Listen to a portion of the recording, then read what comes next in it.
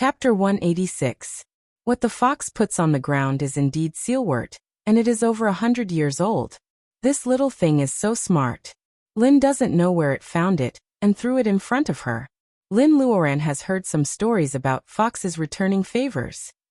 However, she is sure that she has never helped this little fox. Since it doesn't want to repay her favor, does it want to ask for her help? Usually, Lin Luoran would be patient to figure out the fox's intention. However, at this moment, Lin Luoran has been searching for Wen Guanjing and others for 2 days without any clues, let alone Baojia. How can she have the patience to deal with this little fox? Lin Luoran doesn't take the sealwort. The little fox is anxious and angry. Its round eyes are shining with tears. It doesn't even want the sealwort anymore. It turns around and runs away. Soon it disappears in the complicated tunnel. Lin Luoran sighs. If it is possible, she would like to help this little fox. However, looking at the back of the little fox, Lin Luoran feels sorry. She doesn't look at the sealwort and continues to walk forward. Lin Luoran doesn't know where these tunnels lead to. Is it natural or man-made? It seems that these tunnels have nothing to do with the murals they are looking for. Lin Luoran doesn't know where Baojia is now. After walking for half a day, Lin Luoran hears something behind her. She turns around and sees the little fox again. Its shiny fur is stained with mud, and its claws are full of black mud. The fox is holding a bigger sealwort and looking at Lin Luoran pitifully. Oh, it hasn't given up? Looking at its appearance, this sealwort was most likely found by itself. This green-skinned fox was quite capable. Lin Luoran waved her hand and said, "You can go back now." The fox kowtows again and again. Seeing that Lin Luoran doesn't move, it leaves the sealwort and runs away just like last time. Lin Luoran checks the sealwort. It is also 300 years old. Lin Luoran doesn't know where the fox found it. However, she has a lot of things to deal with, and she can't spare any time to help it. Lin Luoran tells herself a lot of reasons to convince herself in her mind, forcing herself to harden her heart. Half a day later, Lin Luoran doesn't know why she slows down. As she expected, the fox catches up with her for the 3rd time. Lin Luoran stops and looks at it. It is still holding a piece of sealwort in her hand. It is smaller than the previous 2 pieces. However, Lin Luoran can feel the abundant reiki in the sealwort from such a long distance. Therefore, this sealwort must be 700 or 800 years old. I told you I can't help you. Why do you have to do this? Lin Luoran sighs and feels sorry for him. The fox holds the sealwort in front of Lin and asks her to take it. Lin forces herself to turn around. After a few steps, she still can't make up her mind. She looks back and finds that the fox doesn't leave. It is standing there with the sealwort in its hands. There is a puddle of water on the ground and water drops from its head. Fox tears? Lin Luoran notices that one of the fox's feet is not normal. Its fur is stained with more mud. The smell of medicine can't cover up the faint blood stains. Is it hurt? Lin Luoran can't help but turn around and walk back. The little fox raises its head and looks at her. It has a pointed chin and its eyes are wet. It is crying. Hey, did you find this? Lin Luoran's voice startles the crying fox. It is afraid that Lin Luoran doesn't believe that it found the sealwort. It picks up the sealwort and smells it. Then it makes a gesture of digging the ground with its claws. Lin Luoran is confused. Is this fox an expert in finding medicine? You brought the sealwort to me 3 times. Do you need my help? Lin Luoran squats down and uses a cleaning spell to clean the dirt on the fox. The fox nods, thinking that Lin Luoran has changed her mind. It pushes the sealwort to Lin Luoran. Seeing that Lin Luoran doesn't take the sealwort, the fox is anxious. Its right foot is injured. This is the best medicine it can find. If Lin Luoran can't be moved by it, the fox will be helpless. Lin Luoran's heart softens. She holds the fox in her arms and comforts it. I'll take your sealwort. What can I do for you? Lin Luoran puts the sealwort into her space. A green light flashes on her right hand and covers the fox's injured right foot. The fox is only injured. Lin Luoran doesn't need to use the healing spell. She just needs some wood reiki to stop the bleeding and recover. Tell me, what do you want me to do? The fox rubs itself in Lin Luoran's arms and points the way with its claws. It tells Lin Luoran to go to a tunnel nearby. Lin Luoran holds the fox tightly and walks to the tunnel at a faster speed. The fox seems to be tired along the way, but it tries not to fall asleep. Lin Luoran doesn't know what happened to the fox that made it want her, a human, for help. The seal word it brings is older and older. The fox's expressions are vivid, and it can understand Lin Luoran's words. It seems to be very intelligent. Lin Luoran wonders what kind of fox it is. It must be the third time it went to find sealwort. If Lin Luoran knew this, she would have agreed to help it earlier. Lin Luoran knows that being soft-hearted is a taboo. However, she can't turn a blind eye to such a weak fox. Lin Luoran and the fox don't stop. Lin Luoran keeps going. After many turns, the cyan little fox raises its ears and jumps out of Lin Luoran's arms.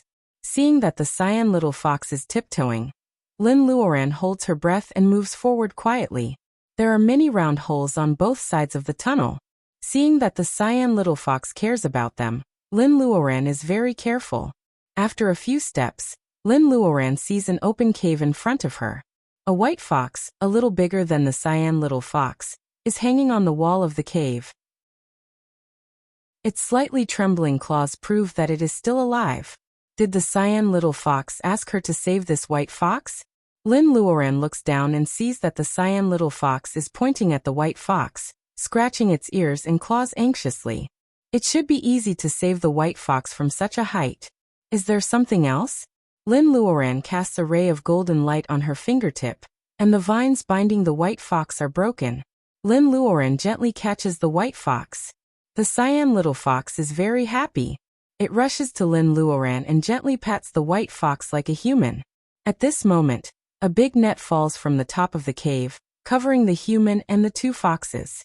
Many creatures with tails come out of the round holes. They are the gophers Lin Luoran saw before. The creatures underground are really amazing. Not only the highly intelligent cyan fox, but also the gophers can make traps. Lin Luoran holds the two foxes in her arms. She looks at the gophers, wondering what they are going to do. A gopher as big as a leopard walks out of the cave surrounded by other gophers. Its whiskers are all white, indicating that it has lived for many years. It stares at the two foxes in Lin Luoran's arms with disgust. Seeing this, Lin Luoran can guess what is going on. It seems that the two foxes have a grudge against the gophers. They catch the big one, and are trying to lure the small one into the trap. Gophers are so smart. What is the advantage of human beings? For example, the gophers are not good at weaving the net. Lin Luoran looks at the trembling cyan little fox in her arms and touches its head. Don't be afraid. They are no match for me.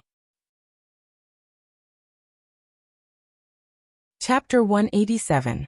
Lin Luoran has seen the sharp teeth of the gophers. Now that she has figured out the situation, she won't wait for the gophers to get close to her. She stretches out the bright sword and cuts open the big net on her head. The white-bearded earth rat is furious. It commands the earth rats to rush at Lin. The situation is different from the time when Lin was attacked by the scorpion army. Lin has limited space to move.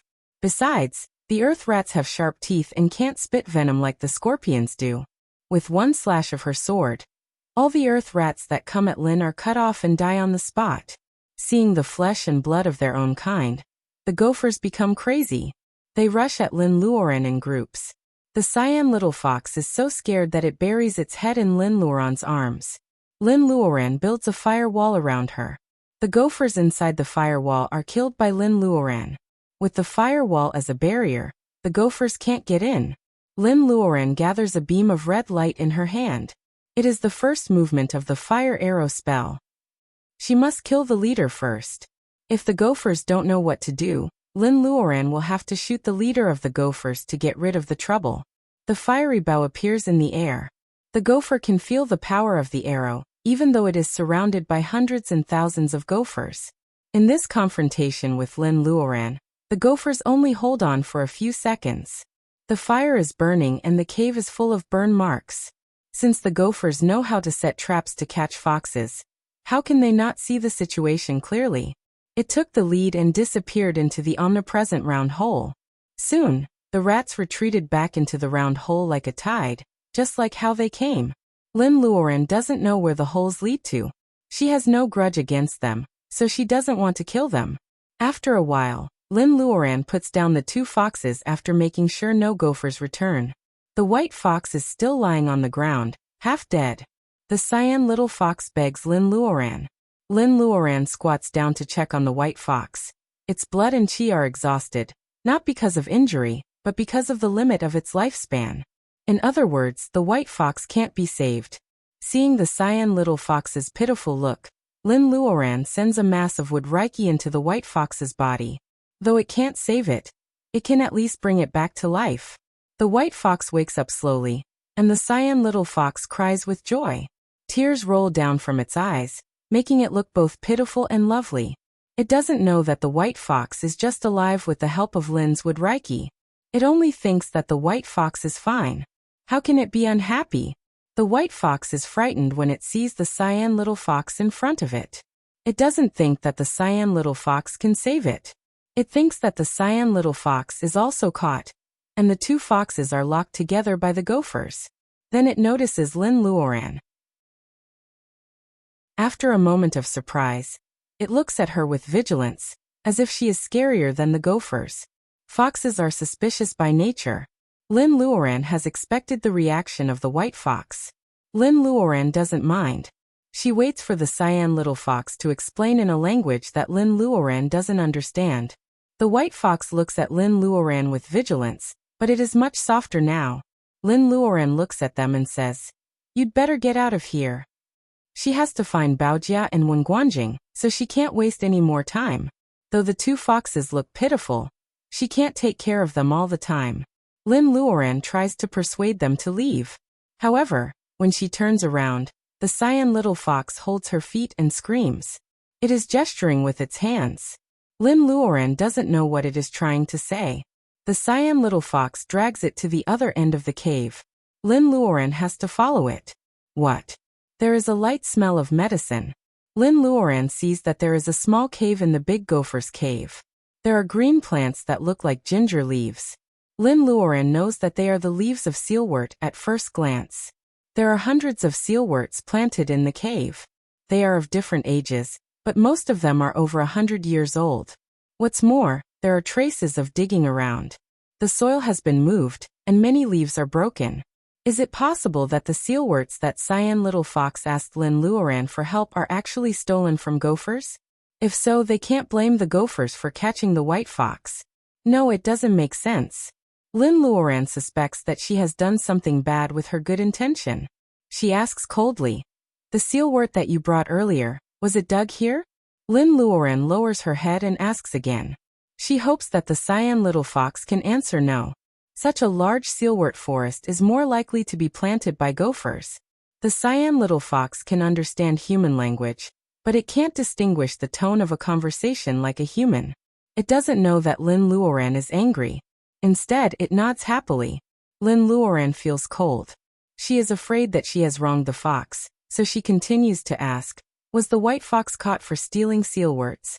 The cyan little fox nods and then shakes its head. It can't explain it clearly. Lin Luoran gets the answer she wants. Sure enough, this time, she was too presumptuous to be a good person. She was prejudiced and thought that the gophers were cruel, so she thought that the 2 foxes were the victims and killed many of the gophers. Now, it seemed that the 2 foxes were the ones who stole people's sealwort. The cyan little fox asks Lin Luoran to pick sealworts again. Lin Luoran is unhappy and leaves. The cyan little fox looks around, wondering what it did wrong. Finally, it hears the long sigh of the white fox. The cyan little fox feels wronged and throws itself into the arms of the white fox. The white fox pats its back like a human, showing a mixture of love and sadness. After a while, the cyan little fox realizes that it is not a good place to stay. It runs to the small cave to pick up a sealwort, and helps the white fox to leave the gopher's territory. The gophers seem to be moving again. Lin Luoran emerges from the void and stares at the thousands of round holes with cold eyes. The gophers immediately calm down. It seems that the combination of mini-world and breath-holding spell works really well. The only drawback is that the breath-holding spell will lose its effect as soon as she moves. The mini-world can hide her body, but it can't hide her breath. Lin Luoran wonders if the breath-holding spell can be improved. She puts this idea aside and follows the fox from a distance. Why does she follow the fox that lied to her? Lin Luoran doesn't know why. After all, she is soft-hearted. She is afraid that the gophers will eat them alive when she leaves. Forget it. Anyway, it is a waste of time. She might as well do a good deed. She follows them from a distance, following the two foxes through the complex tunnel. The sealwort with good Reiki acts as a guiding light from a distance. It's very competent. Maybe because the white fox is not in good health, the cyan little fox holds it all the way and walks slowly. About 2 hours later, they pass through a cave that looks like an arched moon gate, and disappear in front of Lin Luoran. The ripples that flashed across the surface looked like a restriction. Lin Luoran doesn't want to go in at the moment. She stops by the gate and looks inside. It is a cave with a radius of about 1 or 2 meters. The ground is covered with soft grass. There are some medicinal materials scattered on the ground. They all look good. There are also several blooming flowers with a tunnel-like luminous substance. They may be the unique creatures of the underground world. Lin Luoran doesn't know them. Logically speaking, Lin Luoran has done her best to escort them home secretly. At this time, she should be able to look for Baojia and the others without worries. However, she sees something similar to inhibition at the door of the two foxes' house. This is strange. She has checked the cyan little fox's body and found that the white fox's blood and qi are also exhausted. Are these two foxes actually monster cultivators who have achieved great cultivation? Is it possible that she is wrong? Lin Luoran feels that her mouth is dry. Are they really cunning? Have they been scheming against her since the beginning? She looks inside carefully and sees cyan little fox mashing the sealwort and some other herbs it brought back. Human race is very careful in making elixirs. Even though it is just making medicine, it will not scratch its ears and think about the quantity of herbs, let alone the fox. Does it steal the medicine to prolong the life of the white fox? If that was the case, then it was still understandable. Lin Luoran can't help but nod slightly. She values her parents very much. Seeing the other worldlings have such feelings, she can't help but feel less disgusted. However, why are the medicinal materials it chooses all nourishing blood and essence? Is there a mistake? Lin Luoran has made elixirs herself. Besides, she has some knowledge of medicinal materials since she was a child. She is confused when she sees that the medicinal materials the cyan little fox is fiddling with are not for the white fox. With confusion and curiosity, Lin Luoran continues to watch without moving. The cyan little fox fiddled with it for more than half an hour. With a reluctant expression, it reluctantly mixed the medicine into a dark green paste. However, it didn't give it to the white fox immediately. Instead, it put the paste aside and pulled up a pile of weeds in the corner. A corner of the cloth is exposed. Lin Luoran can't help but feel her eyelids twitch. The cyan little fox pulls out a person from the pile of weeds. The person is lifeless. Lin Luoran can't be wrong about his clothes. Seeing the cyan little fox bouncing around and applying the medicine to the person, Lin Luoran pinches her own thigh. Isn't this one Guanjing? Did the two foxes steal the medicine to save people? Lin Luoran feels ashamed. It is said that foxes are cunning. In fact, it is nothing for her to think about foxes in this way. Now Lin Luoran has no face to hide anymore. She tries the inhibition, and it seems that there is no danger. Then she walks in. Seeing Lin Luoran's sudden appearance, the white fox is not surprised. It seems that it has known that Lin Luoran is outside. However, the cyan little fox jumps up and expresses its surprise and joy. Today both lists are full. Pa can't make a decision, but he wants to beg for red votes and book reviews. Chapter 188. I seem to have wronged you. It is easy for Lin to admit her mistake, but she is too shy to apologize to the two foxes. Lin realizes that she is not always right. She feels guilty. The white fox stares at her quietly and doesn't say anything. The cyan little fox is too young to understand people's minds. It doesn't know why Lin has wronged them, but it is happy to see Lin again. Lin Luoren looks at the fox apologetically. Humans are such strange creatures. In fact, it is not good for the fox to steal sealwort even if it is to save someone. However, if the person it is trying to save is someone it knows, the fox will be on its side. This is the inherent side of human nature. Lin Luoren can't avoid it. She squats down to check on Wen Guanjing. Lin Luoren can tell that Wen Guanjing is in a bad condition. She is worried. It's so hot. No wonder he looks lifeless from afar. Wen Guanjing's bloody face is like a stove. His complexion is abnormal. Lin Luoren touches his forehead and finds that it is burning hot. Even a cultivator in the level of training Qi can't have a fever for no reason because of his physique. The wounds on Wen Guanjing's body look terrible, but most of them have stopped bleeding with the help of the two foxes. There must be something wrong with his body. Lin Luoren puts her Reiki into Wen's body through his wrist. As soon as Reiki enters his body, she is shocked by the violent fire Reiki inside his body. How can the fire Reiki be so powerful? If Lin Luoren is not in the level of laying foundation, and the Reiki inside her body is one level higher than Reiki, she would have been bitten by Reiki. If Lin Luoren wants to save Wen Guanjing, she has to know how he becomes like this. If such a huge amount of fire Reiki stays in Wen Guanjing's body for a while, his cultivation will be destroyed. Where did you find him? Judging from the wounds on Wen's body, the two foxes must have saved him for a long time. Maybe they were the first ones to find him. The white fox is sick and almost dead. It lives on Lin Luoren's wood Reiki. Naturally, it has no energy to take Lin Luoren out. The cyan little fox is responsible for this task. Lin Luoren and the fox go out of the cave. The water ripples. Lin Luoren doesn't know how this seemingly harmless prohibition can protect her. The cyan little fox seems to be very familiar with this area. It leads Lin through all kinds of tunnels, and soon comes to a place. The cyan little fox stops when it is still a distance away from Wen Guanjing. Lin feels the strong fire Reiki. It is very similar to the Reiki inside Wen Guanjing's body. Lin asks the cyan little fox to stay outside and walks in carefully. There is no fire as she imagined. Instead, the cave is lit up by the fire. However, the temperature is very high. Lin Luoren hasn't sweated for a long time. She is sweating now. This is a cave that extends downward.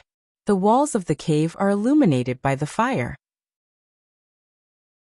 Lin Luoren thinks that there must be a raging fire at the bottom of the cave. However, when she pokes her head out, there is only a small flame burning quietly at the bottom of the cave. Lin Luoren feels that the bright sword is beating uneasily in her hand. The Sword of Bright Snow is a grade 5 water magic weapon, and it can grow. It is not strange that the flying sword has a spirit. However, since Lin got it, she has never felt so uneasy. What is that small flame? Water and fire repel each other. The small flame makes the bright sword feel uneasy. Lin Luoren can't help but think of the word strange fire. It is mentioned in the introduction of swords. Strange fire is the help of elixirs and weapons. Lin Luoren suddenly realizes that there is only fire Reiki inside Wen Guanjing's body. Does Wen Guanjing have a single Taoist root of the fire? Lin Luoren recalls that Wen Guanjing only used magic figures when they first met each other in the back alley of the Blue Bird Club and in the Secret Land. Wen Guanjing only used magic figures and other spells related to the fire. It seems that he really has a single Taoist root of the fire. No wonder he has reached the later stage of training Qi at the age of 30. In the current world of cultivation he is already extremely fast, not including Lin Luoren, who has a cheating device. Lin Luoren looks around the cave. There are many sharp rocks on the walls. It seems that Wen Guanjing's wounds are caused by the cliffs. Inside, maybe he fell down to the bottom of the cave. Since he has the introduction of sword, and has the Taoist root of fire, he certainly knows how precious the strange fire is. Maybe Wen Guanjing tried to collect the strange fire. Maybe he did it wrong or his cultivation was not high enough, so something went wrong? Lin Luoren can only guess. Wen Guanjing obviously failed. Not only did he fail to take the strange fire, but he also suffered from the backfire. Now Lin Luoren can either straighten out the fire Reiki inside his body, or take the strange fire out. Thinking of this, Lin Luoren is stunned. She raises her right hand and looks at the bead. It is still the same. since she laid her foundation in the blood pool. She feels that the bead has become more obedient. In the past, when the bead found Reiki, it must have absorbed it crazily. For example, when it absorbed the Reiki from the jade bought by Fatty Chui for the first time, it was so thirsty as if it had been starving for hundreds of years. At that time, when Lin Luoran asked it to make a jade for Commander Qin, the bead was reluctant. However, when Lin Luoran got the jade, the bead was converted into Reiki without any embezzlement. Is it because the bead needs more Reiki, or has it become obedient? Lin Luoran decides to have a try. She jumps into the cave. The heat of the strange fire makes her cheeks red, and she smells that her hair is burning. Lin Luoran approaches it carefully, but the bead still doesn't respond. Lin Luoran is confused. When she looks down, she finds that some shiny things under the ground around the strange fire attract her attention. She can't take the strange fire, but what about these shiny things? Lin Luoran is stunned. She touches the shiny things with her fingers, but she regrets when her fingers touch the crystals.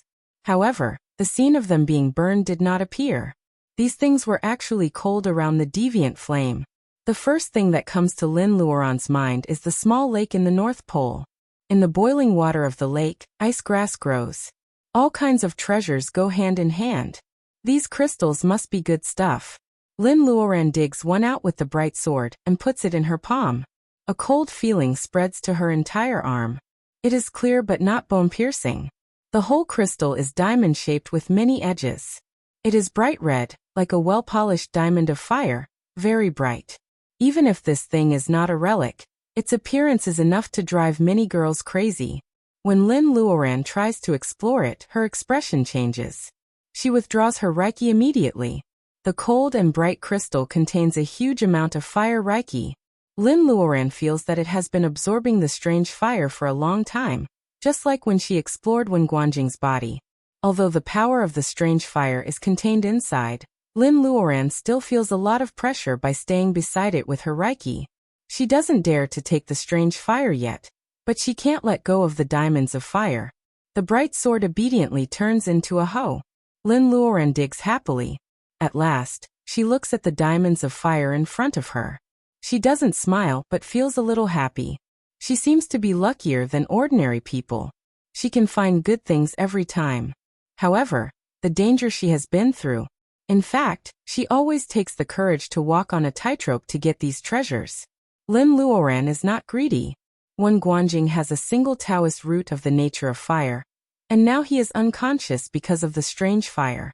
Lin Luoran will not be greedy and try to subdue the strange fire before she has a complete solution. She will be lying if she says she is not tempted.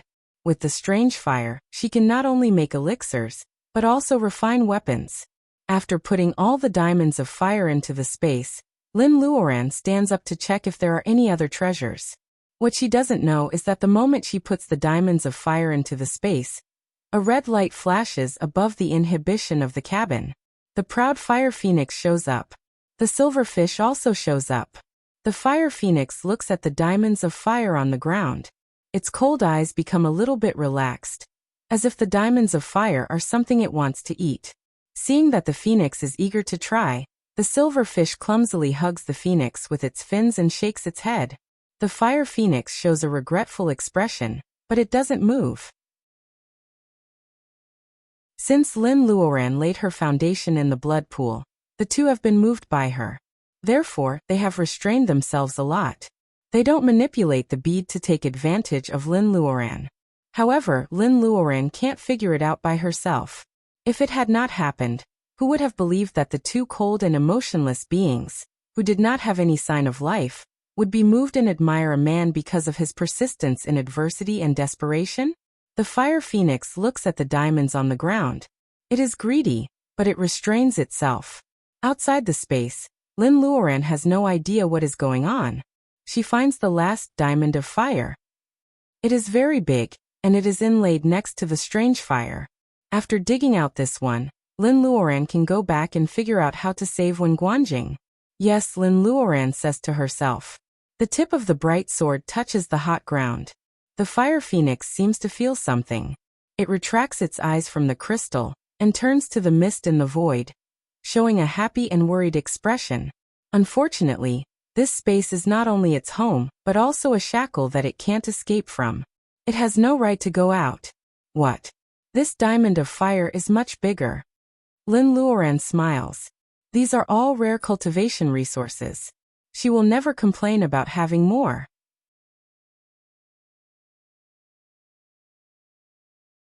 Chapter 189. Thank you for your votes, comments, and tips. Pu is always speechless at times like this. She can only try her best to write a better book to repay everyone. Boom.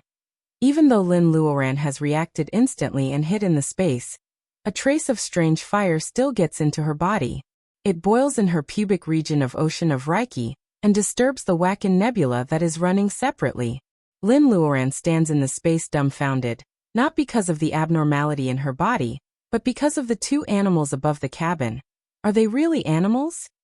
In fact, the fire phoenix and the silver fish are even more wrong than Lin Luoran.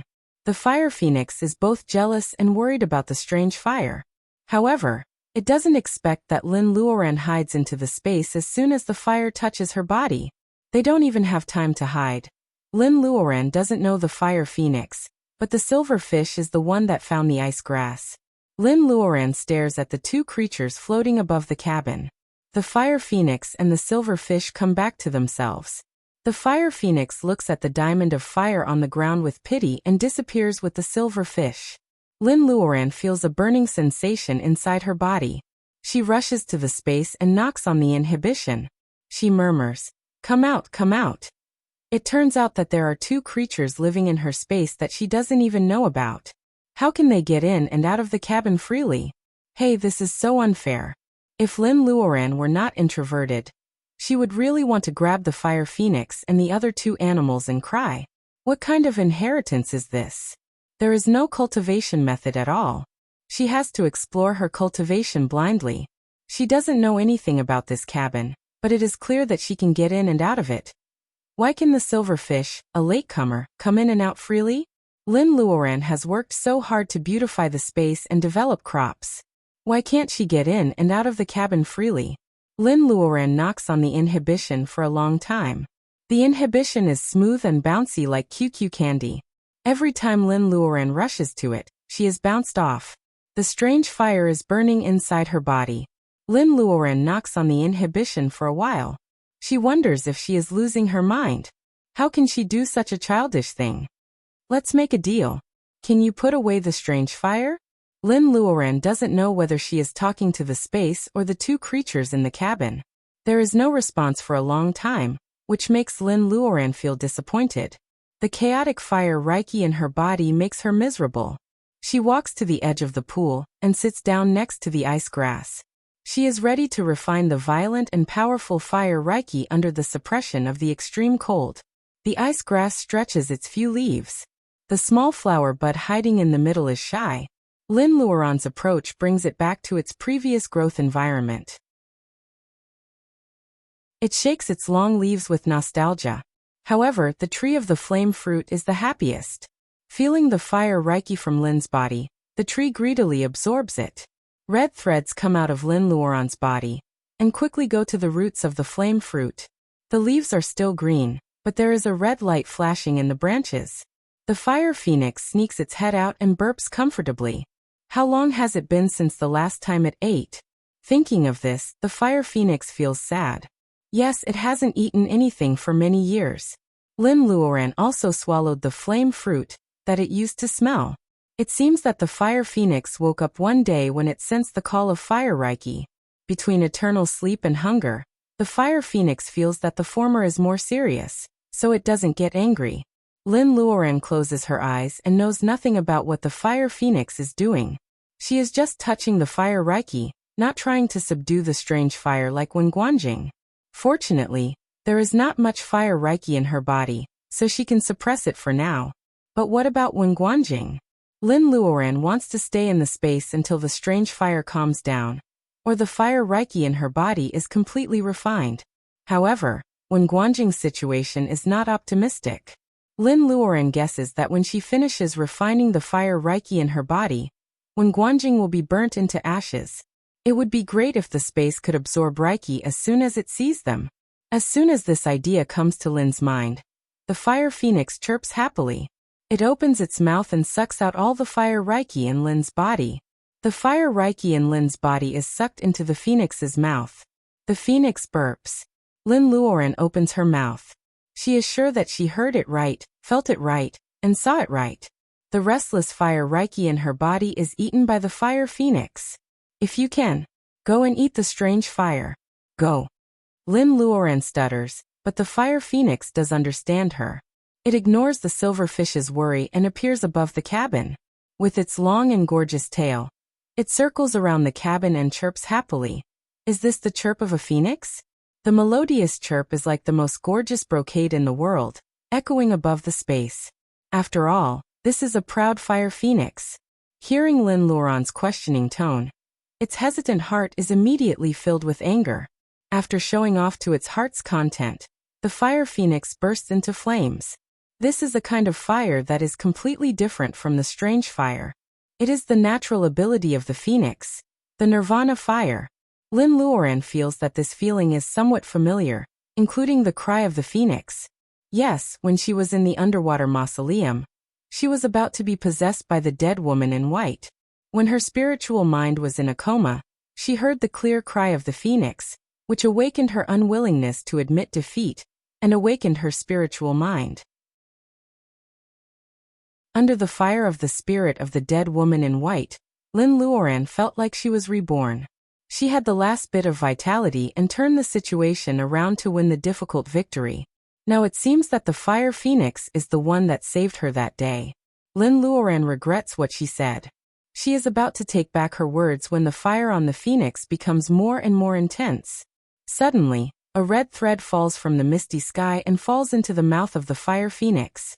Lin Luoran stands up immediately. It is the strange fire. The fire phoenix is using a secret spell to cross the barrier of space and swallow the strange fire. Lin Luoran is moved by the phoenix's courage and worries about its recklessness. Obviously, Lin Luoran is not the only one who is worried. After spending so much time with the phoenix, the silverfish naturally knows how powerful the fire phoenix is. Its roommate was probably injured many years ago. It may look powerful, but it is too difficult for the phoenix to swallow the strange fire. The strange fire is stretched into a thread and falls from the sky. The fire on the phoenix is getting hotter and hotter. Lin Luoran is worried that the phoenix will cook her. Isn't fire the best phoenix? Why does it seem to be having a hard time? Sometimes, Lin Luoran has sharp eyes. She accidentally sees through the fire phoenix, which is a paper tiger. It is a pity that she can't help the phoenix at all. The silverfish sees that the fire phoenix is greedy and wants to swallow the whole strange fire. If the fire backfires, the silverfish's soul will be destroyed. At the critical moment, the silverfish jumps up and swings its beautiful tail at the fire phoenix. It actually used the power of this pull to interrupt the fire phoenix's action of swallowing the strange flame, which was of a completely opposite nature. The fire phoenix looks at the silverfish reluctantly and gratefully. It is so full that it has to go back to digest. The fire phoenix dives into the inhibition and disappears from the cabin. The silverfish also disappears, leaving Lin Luoran in disbelief. Hey, it has absorbed half of the strange fire. What should she do now? Staring at the fire in the air, Lin Luoran wants to cry but has no tears. She was just worried about the feathered beast and now the karma is coming. The fire phoenix was interrupted by the silverfish, so there is still half of the strange fire left. The phoenix loses its aim and flies in the air. Wherever the fire goes, the spirit herbs will be burned. Lin Luoran really wants to rush into the cabin and fight with the irresponsible fire phoenix. Seeing the fire coming at her, Lin Luoran is so angry that she can't help but run away. After chasing after her for a few steps, the fire thread actually stopped. Isn't this the place where she put the diamonds of fire? Sure enough. All the species that live together have beautiful adultery. Seeing that the fire stops, Lin Luoran feels that it has found its home.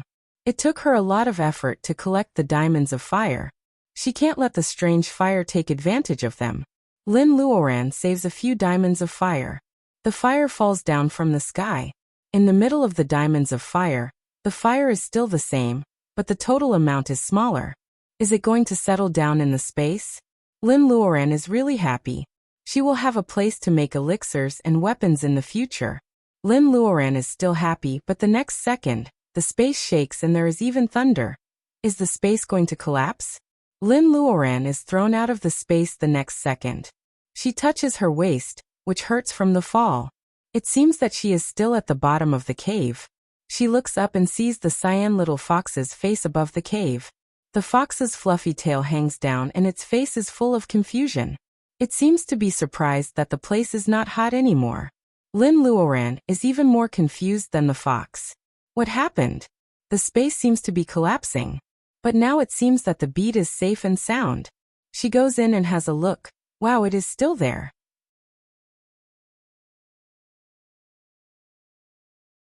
Chapter 190. Lin Luoran can't enter the space, so she can't do anything to help. She casts a wind-riding spell and flies to the top of the cave. The cyan little fox rushes up to her. Its eyes are full of confusion. It used to be so hot here. How could the strange fire suddenly disappear? Lin Luoran walks back with the fox in her arms. It is quiet in the fox cave. The white fox is resting on the round stone. Wen Guanjing is still lying on the ground. His body is burning hot. In fact, Wen Guanjing is facing a hurdle now. If he can refine the strange fire, his strength will be greatly improved. Even if he can't improve his strength for the time being, the strange fire will be very beneficial to his future development. However, Wen Guanjing's mind is not clear now. The level of training qi is different from the level of laying foundation. The ocean of Reiki has been opened, and the nebula formed by Reiki will run on its own, and refine the absorbed Reiki into Reiki. Lin Luoran has 3 nebulas in her body. Is it common for others or is it special for Lin Luoran? Every time the 3 nebulas run together, she feels that she can refine Reiki very quickly.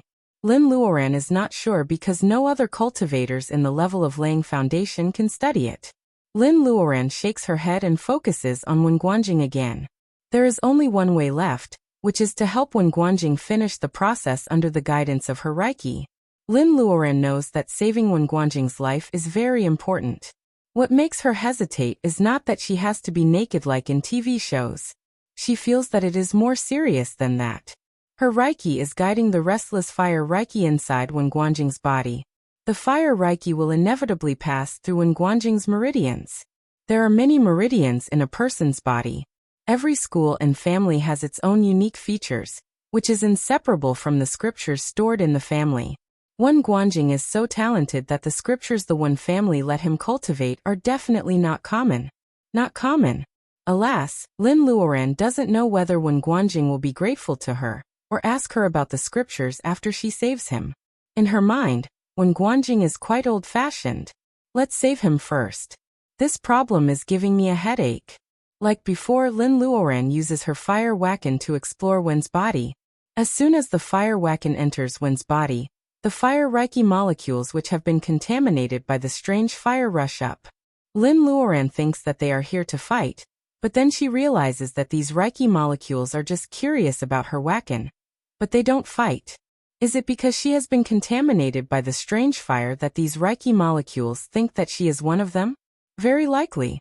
Lin Luoran is overjoyed and feels much more relaxed. She carefully bypasses the molecules of the strange fire, and finds the fire Reiki in Wen Guanjing's meridians. These little things have been refined and nurtured by Wen Guanjing, so they are much more docile. No wonder they just hide when the strange fire is rebelling in their master's body. Lin tries to direct her wacken but pokes them. Bang! Lin Luoran pops a beautiful colorful bubble. The strange fire Reiki is only agitated, but Lin Luoran's wacken is of a higher level. These quiet fire Reiki molecules are completely awakened. They seem to compare their powers with Lin Luoran's. In Lin Luoran's surprise, these Reiki molecules run away like rats. They all run away along the meridians. This is so unlike Wen Guanjing. Lin Luoran is embarrassed. However, the Reiki molecules of the strange fire obviously think that this is a fun game. They all rush to join the escaping team. Seeing that the Reiki molecules are running like bandits, Lin Luoran smiles. It seems that she has found a way to integrate these reiki.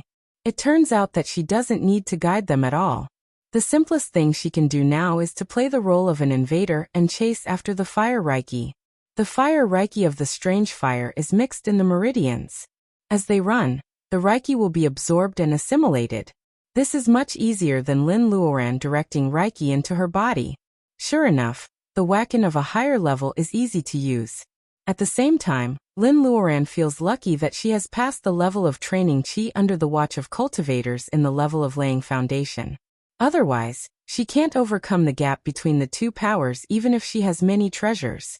What is happening inside Wen Guanjing's body is very interesting. In fact, Cyan Little Fox thinks that Lin Luoran is holding Wen's hand and in a daze. It is a little anxious, but the white fox comforts it. The Cyan Little Fox puts its head on the white fox's leg and stares at the two humans. It is also thinking about something. It is a little scary that a fox can have something on its mind. However, Cyan Little Fox knows a lot of things and it can think. Of course, there are some things it doesn't understand. For example, why did Whitey save the man and steal the medicine for him at the risk of his life? Fortunately, it found this human woman who looked nice and helped it save Abai. As for Whitey, Whitey is not its mother. However, Whitey has been with it for as long as it can remember. The Cyan Fox thinks that Whitey is like a mother. However, every time it calls Whitey mother, Whitey panics. Whitey says that Whitey doesn't deserve to be its mother. The Cyan Little Fox stares at Lin Luoran, and when Guanjing on the ground, Whitey says that it needs to choose one person and go back to the ground with them. The ground. The Cyan Little Fox thinks of the yellow sand it once saw secretly, and it is reluctant to go back to the ground. The ground doesn't seem to be as fun as the underground. However, if it really has to choose one person, the human woman is more pleasing to the eye. The man is so dull that he won't touch him even if he brings him back. As for the woman, there is a light fragrance of medicine on her. Whitey starts to teach it again. Yes, it can't let the human race know that it is smart. Also, it can't be too stupid. It is said that the human race is very realistic and they don't like stupid pets. Well, they are not pets at all. Oh, and it can't tell them where they come from. The Cyan Little Fox really wants to roll its eyes. It doesn't know where they come from either. How can it tell them? Besides, it can't speak the human language.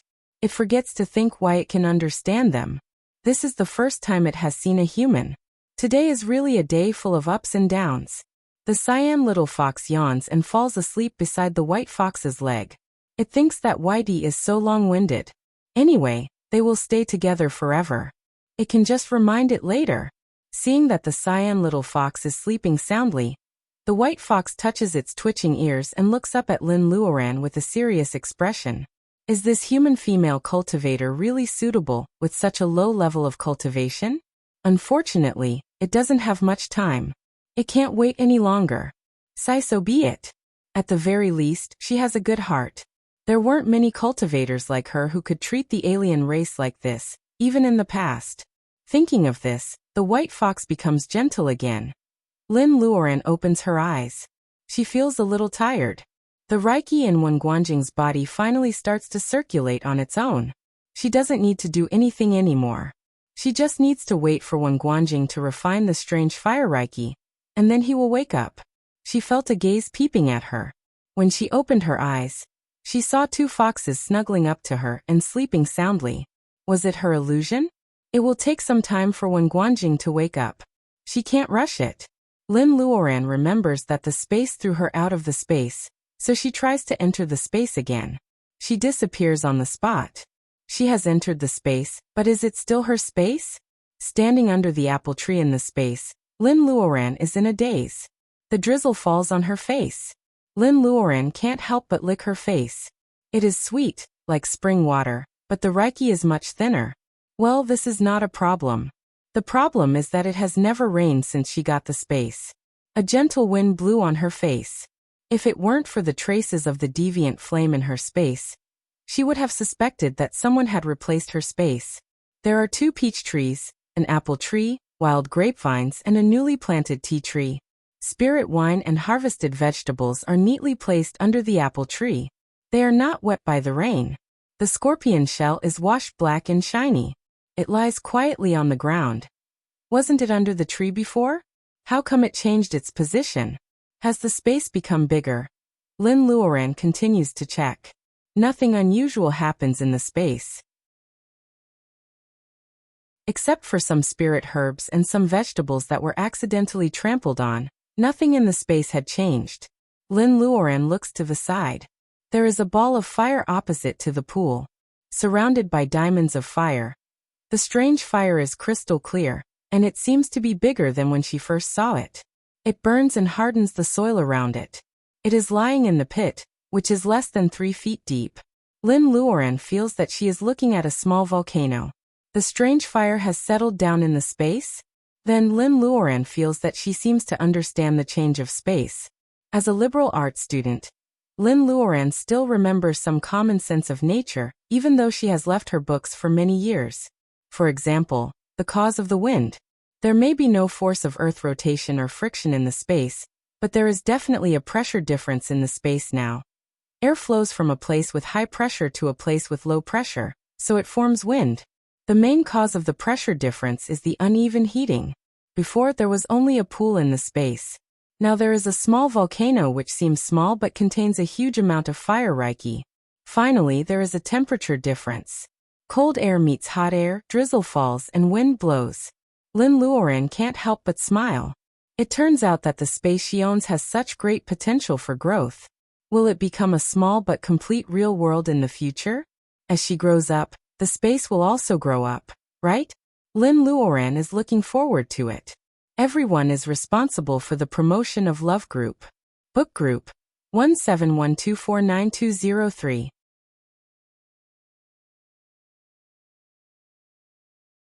Chapter 191.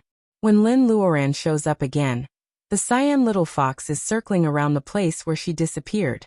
Seeing Lin Luoran, it doesn't understand why Lin Luoran always disappears. Lin Luoran is in a good mood. The two foxes tried to save Wen Guanjing, and she has a good impression of them. Lin Luoran hands a peach to the cyan little fox. Wen Guanjing's condition has stabilized. Lin Luoran doesn't know when he will wake up. She can only hope that he will wake up soon. Meanwhile, she meditates in the cave. She doesn't feel bored. In fact, the fox cave has the fragrance of medicine and flowers, so it's not bad to stay here. What's worse is that there is no day or night in the underground world. There is always a dim light. Lin Luoran feels depressed here. Lin Luoran can only focus on her cultivation. On one hand, she hopes that time will fly and Wen Guanjing will wake up soon. On the other hand, she wants time to slow down so that she can find Baojia. The white fox is getting weaker. The cyan little fox is careless. After eating the peach, it jumps around in the cave. The huge fluorescent flower stands there quietly. Lin Luoran slowly calms down. The effect of the blood pool is powerful. It helps her break through the early stage of laying foundation. However, she hasn't reached the middle stage of laying foundation yet. Lin Luoran can't take it lightly. The thing about the woman in black hasn't been solved yet. She can't stay in Africa for too long. She will go back after finding Baojia. Lin Luoran makes up her mind. The mystery of the disappearance of a cultivator in the level of gathering vitality is not something she needs to know at this stage. After so many years, many people must have tried to find some clues. Since there is no conclusion, they can't solve the mystery by just coming to the desert. Lin Luoran observes the nebula of Reiki inside her body. The color of the fire Reiki seems to be darker. Is it because of the strange fire? Lin Luoran is free now. She can't help thinking about Wen Guanjing's meridians. She feels it carefully and feels that it is not much better than the breathing method she is practicing now. Strange, could it be that what Master Jia taught her was something good? She hasn't seen Master Jia for more than 3 years. She doesn't know how he is doing. Lin Luoran must ask Sister Wang about Master Jia when she goes out. The two foxes and Lin Luoran stay with each other quietly. At first, Lin Luoran is distracted, but later, she is completely immersed in cultivation. When she wakes up again, Wen Guanjing is looking at her with a smile. Seeing that Lin opens her eyes, Wen Guanjing says, "Thank you, senior sister." Lin Luoran feels his breath carefully. As expected, he has made great progress. After the fire test, when Guanjing successfully reaches the completion of training Qi, after absorbing the fire Reiki from the strange fire. Although it seemed that his realm was still unstable, as long as he went back and went into seclusion, he would be able to cross over safely. It was not too serious. Congratulations, congratulations. However, you still have to thank these two foxes for helping you. After all, when Guanjing is half a lifesaver, though he is prejudiced against aliens, he has to express his gratitude. Lin Luoran jumps up and pats the dust off her clothes. She says, "Let's go. We have wasted too much time." When Guanjing hesitates, Lin Luoran can pay him back slowly, but what about the two foxes? He did not want to owe these two beasts a life-saving debt. Lin Luoran sighs and walks to the white fox. "What can we do for you? We can try our best." Even if when Guanjing can't do it, Lin Luoran can only transfer the favor to Lin Luoran. The white fox pushes the cyan little fox to the front of Lin Luoran. Is it going to entrust its orphan to me? For some reason, Lin Luoran had this idea when she found out that the white fox was dying and saved Wen Guanjing's life. However, if Wen Guanjing wants to accept the cyan little fox, it will be too difficult for a man to hold a fox all the time. Ahem, there are so many legends about the fox fairy. Maybe Wen Guanjing is looking forward to it. Lin Luoran doesn't have to make the decision for Wen Guanjing. Lin Luoran asks him to negotiate with the white fox. Well, as expected, Wen Guanjing doesn't want to accept the cyan little fox. However, the white fox seems to want to entrust the cyan little fox to Lin Luoran. Lin Luoran has never thought that one day she will raise a fox that seems to know how to find medicine. "Little thing, are you willing to go with me?" Lin Luoran squats down. She has a good impression of the cyan little fox. The cyan little fox is so cute. In fact, Lin Luoran almost vomits blood. It is not a little thing. It is older than you. No one knows what the cyan little fox is thinking. It probably wants to play on the ground and come back soon, so it doesn't object. However, it doesn't know that the white fox is dying, and it wants to entrust its orphan to Lin Luoran. The cyan little fox nods and the white fox smiles. Lin Luoran picks up the cyan little fox, puts it on her shoulder and leaves the cave with Wen Guanjing. Lin Luoran looks back at the white fox. It is still standing, but its life has already died. "It is cute. I will take good care of it," Lin Luoran whispers to the white fox. The white fox moves its mouth. Lin Luoran thinks that it is saying thank you, but she also feels weird. Only the old monkey, which is a primate, can speak human language. Goldie and the other primates must be very powerful. The white fox can't even defeat the gopher. Lin Luoran thinks that it must be her illusion. The cyan little fox looks back at the white fox from its shoulder with affection in its eyes. "I am going to cultivate. Don't come back for a while. How long will it take?"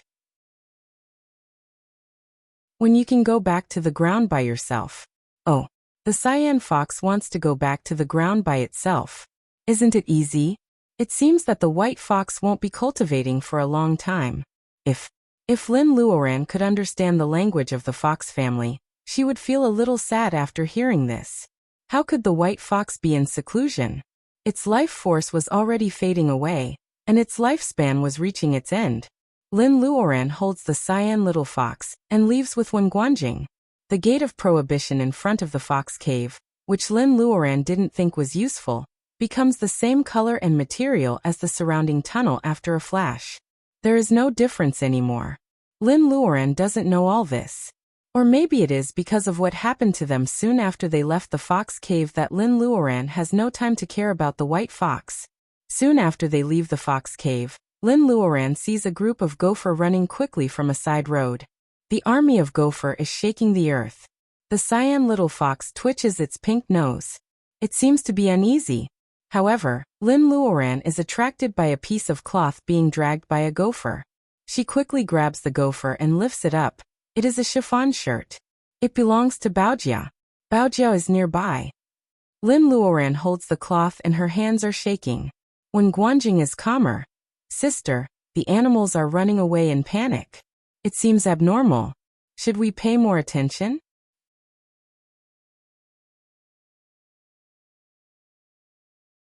Chapter 192. Gophers are not the only ones running away in panic. There are also ants the size of eggs and insects like longhorn beetles. These enlarged versions of insects, rats, and ants are all running away. Just as when Guanjing said, they are running away. Lin Luoran wants to find Baojia. Unfortunately, the fox can communicate with each other. Maybe the situation is too complicated for Lin Luoran to understand the cyan little fox's gestures. What's more, the cyan little fox bites Lin Luoran's trouser leg when it sees the ants running away. It signals Lin Luoran to follow the direction of the ants. It's better to say that they are running away. There was definitely something wrong with the situation. Along the way, she had seen many scenes of rats and ants killing each other. It wasn't a group of rats trampling over the ants, quickly reaping their lives and taking away the corpses of the ants that were the size of eggs to feast on. There was also a group of ants surrounding a single rat. A rat the size of a cat couldn't resist the encirclement of the ants. And in the end, only a bloody skeleton was left. Now these two kinds of enemies are running in the same direction. They are running in the same tunnel. They are not fighting or gnawing. They are just running away. Pulled by the cyan little fox, Lin Luoran finally decides to run in the direction of the gophers. Baojia is an adult, not an idiot. If she is in the underground, she will definitely do something when she sees the abnormal behavior of the animals. It is very likely that she will find Baojia at the place where the animals gather. Without hesitation, Lin Luoran picks up the cyan little fox and joins the migration of the gophers and insects with Wen Guanjing. As expected, the gophers and insects don't attack Lin Luoran and Wen Guanjing, who seem to be easy targets. In the dim light of the tunnel, Lin Luoran, Wen Guanjing, and the fox are also running. The gophers and insects can always find their way in the crisscrossing tunnels. They barely eat when they are running fast. Along the way, many animals run out of other tunnels and join the escape team.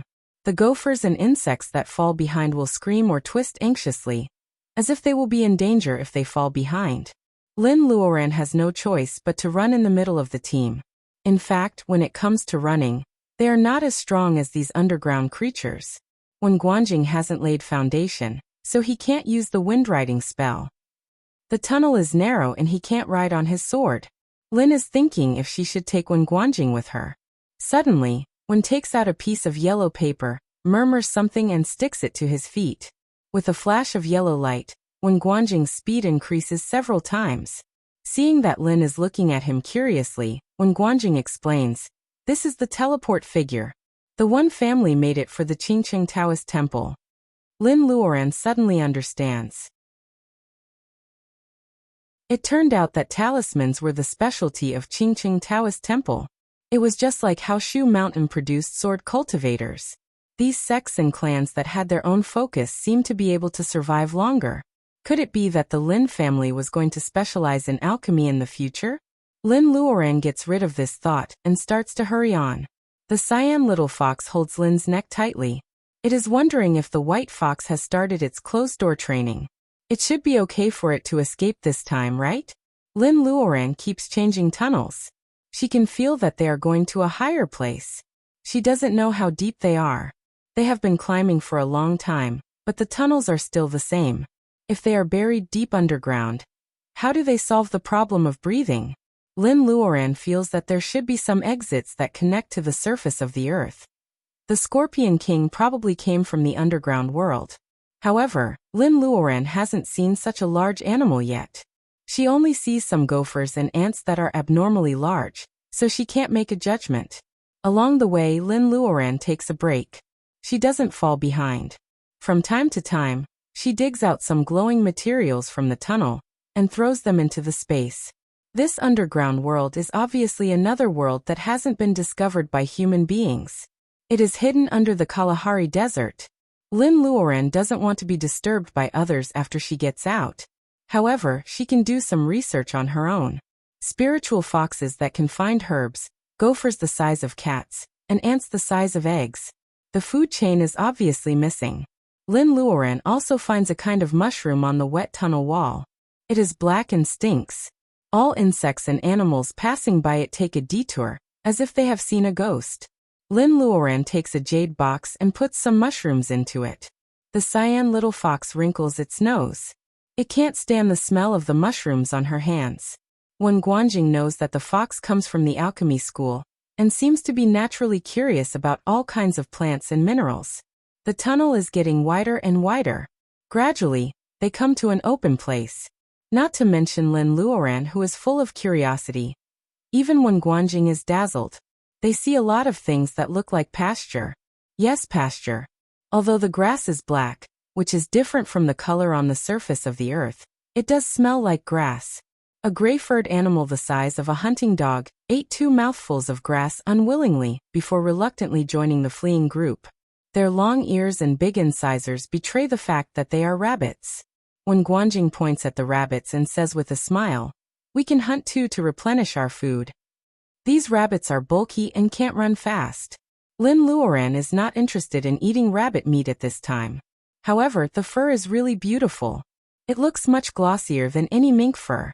It can be a gift for Lin Luoran.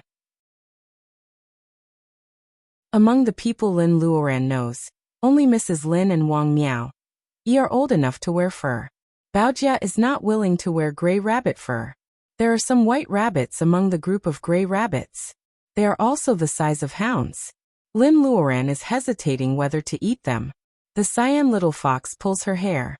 It turns out that the cyan little fox is very surprised when it hears that they are going to hunt rabbits. Rabbit meat is delicious, but it can't eat it. Later, the white foxes are always sick, so they don't eat it often. Now that it hears that they are going to hunt rabbits, it doesn't even care about running away. Its saliva drips on Lin Luoran's shoulder. "Do you want to eat it?" The cyan little fox nods hard. Lin Luoran suddenly realizes that she is stupid. No fox in the world is vegetarian. Now they have to catch rabbits, or they will be suspected of abusing pets.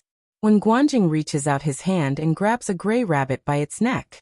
Unexpectedly, the previously docile rabbit turns around and bites him. If Wen Guanjing didn't react fast enough, his hand would have been bitten off. The escaping rabbit is not afraid of people.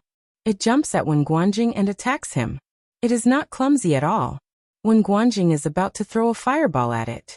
Lin Luoran, who is worried about the rabbit fur, hurries to remind him, "Don't hurt the fur." Wen Guanjing reaches out a finger and touches the head of the gray rabbit. He knocks it out with fire reiki. With the teleport figure on his feet, he moves fast and catches several rabbits. Wen Guanjing's universal sack is full, so he has to kill them one by one and give them to Lin Luoran. Lin Luoran is thinking about whether to hunt the white rabbits. When she takes the game from Wen Guanjing, the whole tunnel shakes without any warning. The cyan little fox's expression changes dramatically. Lin Luoran looks around. Only a few slow rabbits are still in the tunnel. The rest of the insects and mice are gone. Damn it. They are bold and skillful. They catch 2 rabbits on the way and waste their time.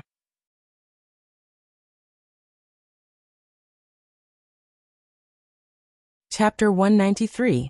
In the glowing tunnel, the cyan little fox is moving at an amazing speed. It is running so fast that its feet don't even touch the ground. Wen and Lin Luoran follow the cyan little fox closely. Along the way, they had already overtaken many animals with their speed. Not only were there rabbits that had grown bigger, but they also discovered deer that were smaller than rabbits. They were unbelievably thin, but their running speed was also unbelievably fast. The cyan little fox never stops. Lin and Wen don't dare to stop either. They already had a feeling of what was about to happen. The temperature in the tunnel is rising. Lin feels like she is in a sauna. Her cheeks are red and her body is covered with sticky sweat. Lava. Lin doesn't know how often the lava erupts in the underground world. Maybe this is the origin of these crisscrossing tunnels. Lin blames herself for ignoring this problem. Why can a cave breed the strange fire? Without the support of the magnificent fire Reiki, the strange fire can't be bred. She should have thought of this. She is too careless. Lin Luoran glances at Wen Guanjing out of the corner of her eyes. He is sweating because of the high temperature, and he is biting his lips tightly. Most importantly, the teleport figure on his feet is dim. It seems that it won't last long. The tunnel is getting wider and hotter. The top of the tunnel is about 3 meters above the ground.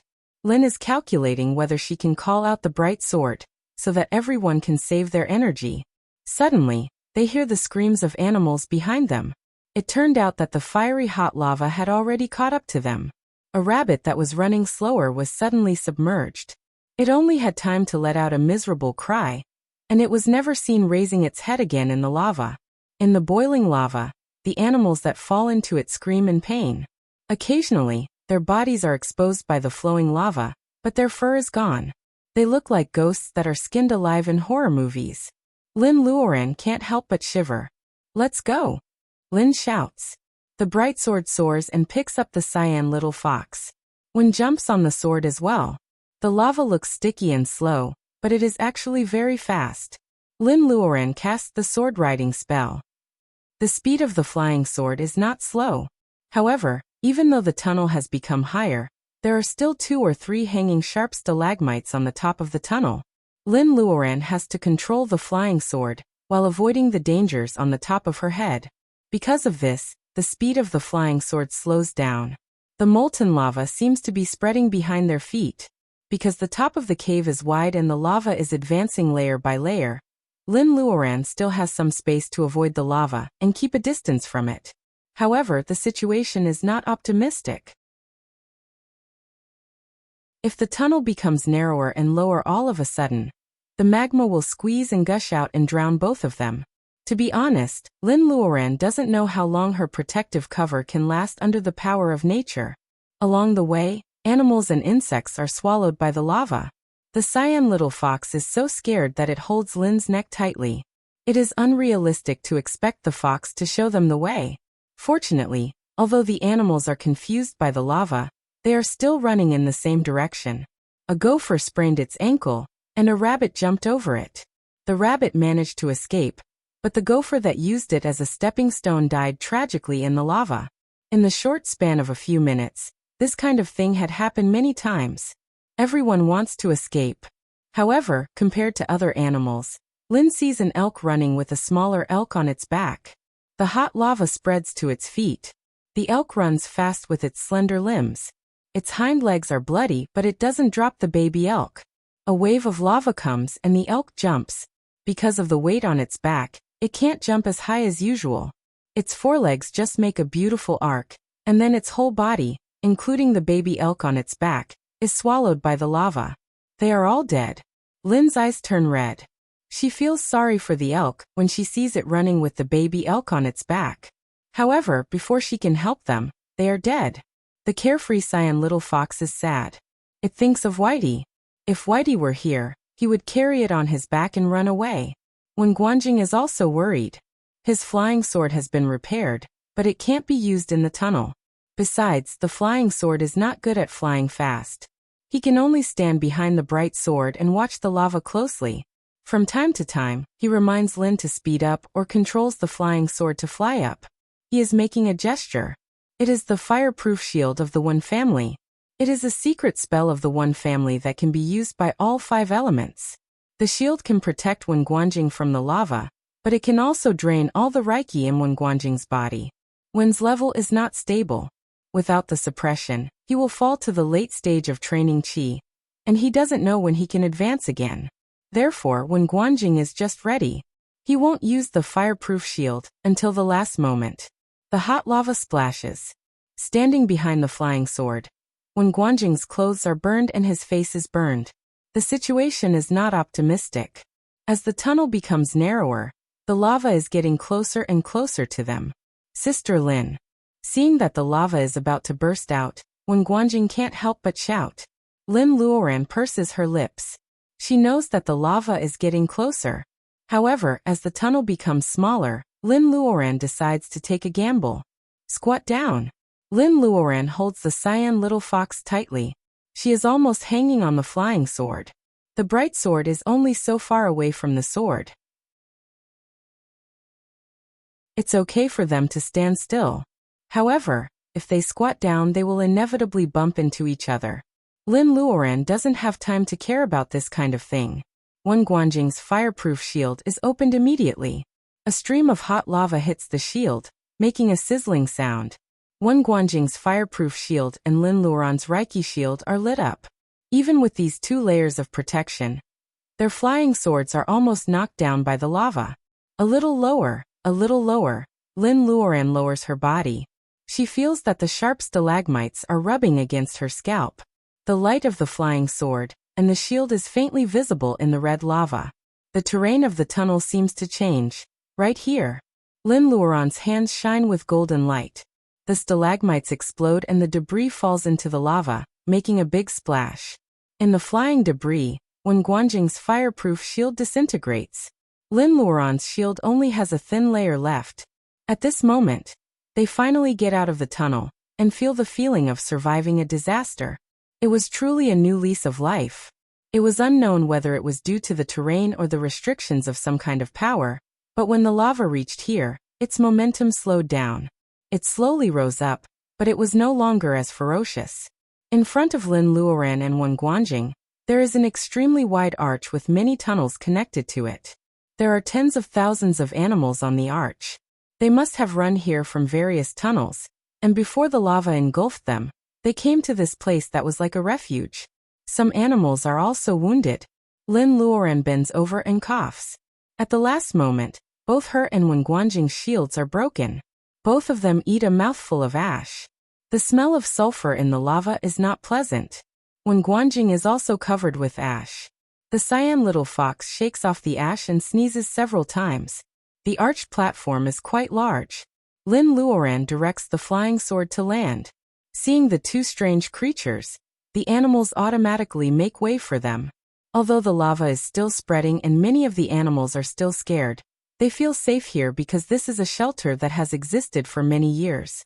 Lin Luoran cleans up the dust on her face and asks the cyan little fox, "Does lava erupt often underground?" The cyan little fox nods and then shakes its head. After talking with the cyan little fox for a long time, Lin Luoran finally understands that there will be traces of lava erupting in the underground every year. The animals in this area always start to gather here before the lava erupts. Lin Luoran and the cyan little fox have seen a lot of things, so they only meet rabbits that need to eat some grass before they are willing to go on their way.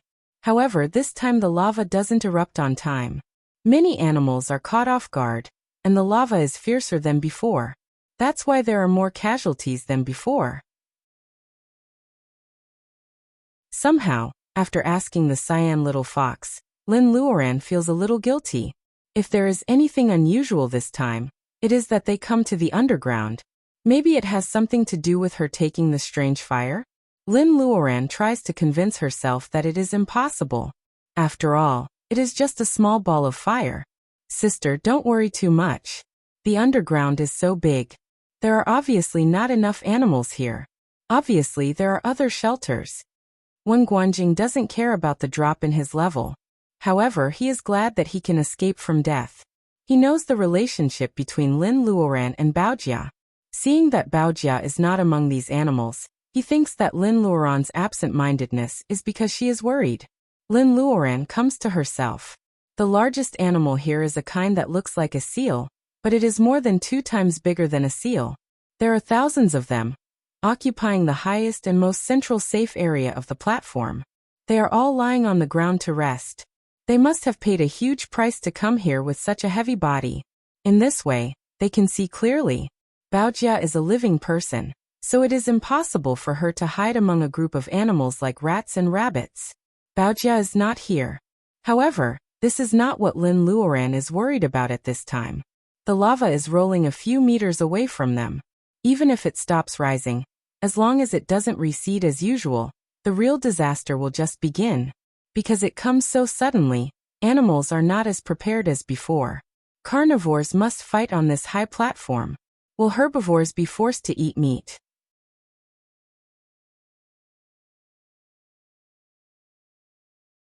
Chapter 194.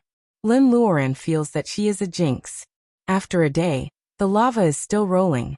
Instead of receding, it rises a few meters higher. This abnormal phenomenon makes the animals panic.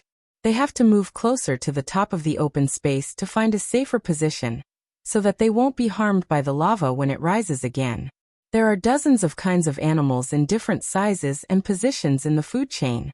At first, everyone was living in peace because of the disaster. However, as the distance between them shrinks and they get closer to each other. The first commotion that Lin Luoran guesses breaks out. The cause of the commotion is an ant. It accidentally steps into the territory of a gopher and is swallowed by a gopher. The ant is still smacking its lips. The ants here are all angry and send out a large army. As the saying goes, many ants can kill an elephant. Except for the gopher, which has the same fecundity as the gopher, few animals are stupid enough to attack the gopher when the army of ants is gathering. Therefore, the animals choose to stand aside and watch the war between the gopher and the ants. The two armies fight very fast. Soon, there are dead bodies on the ground where the gopher and the ants fought.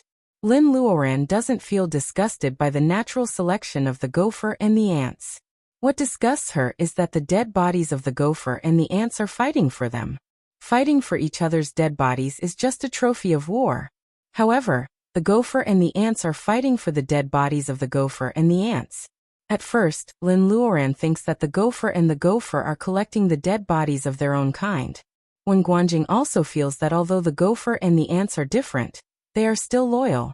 However, soon the reality slaps them in the face. The gopher drags the dead gopher back, and the ants carry the dead ants back. Lin Luoran sees that a group of gopher rushes to enjoy the dead gopher's body. The ants first offer the body to the giant queen, ensuring that the queen has enough food. Then they eat themselves. Lin Luoran feels that her heart is in turmoil. She has to control herself to stop herself from throwing up. It was like cannibalism. During mating, the male praying mantis would bite off its head when it was in a trance state, and then slowly eat the entire body of the male praying mantis. The male praying mantis would become the nutrition for the unborn child. If this could be covered up with the excuse of reproduction. But at this time, the animals had only been trapped for a day. They were not at the end of their rope yet. Why did they have to do this? That's right, ants are numerous, small, and easy to carry. So the ants chose to bring back the corpses of their own kind? And dead gophers had more meat, which was more in line with the gopher's appetite. If that was the case, why was there a need to start this slaughter?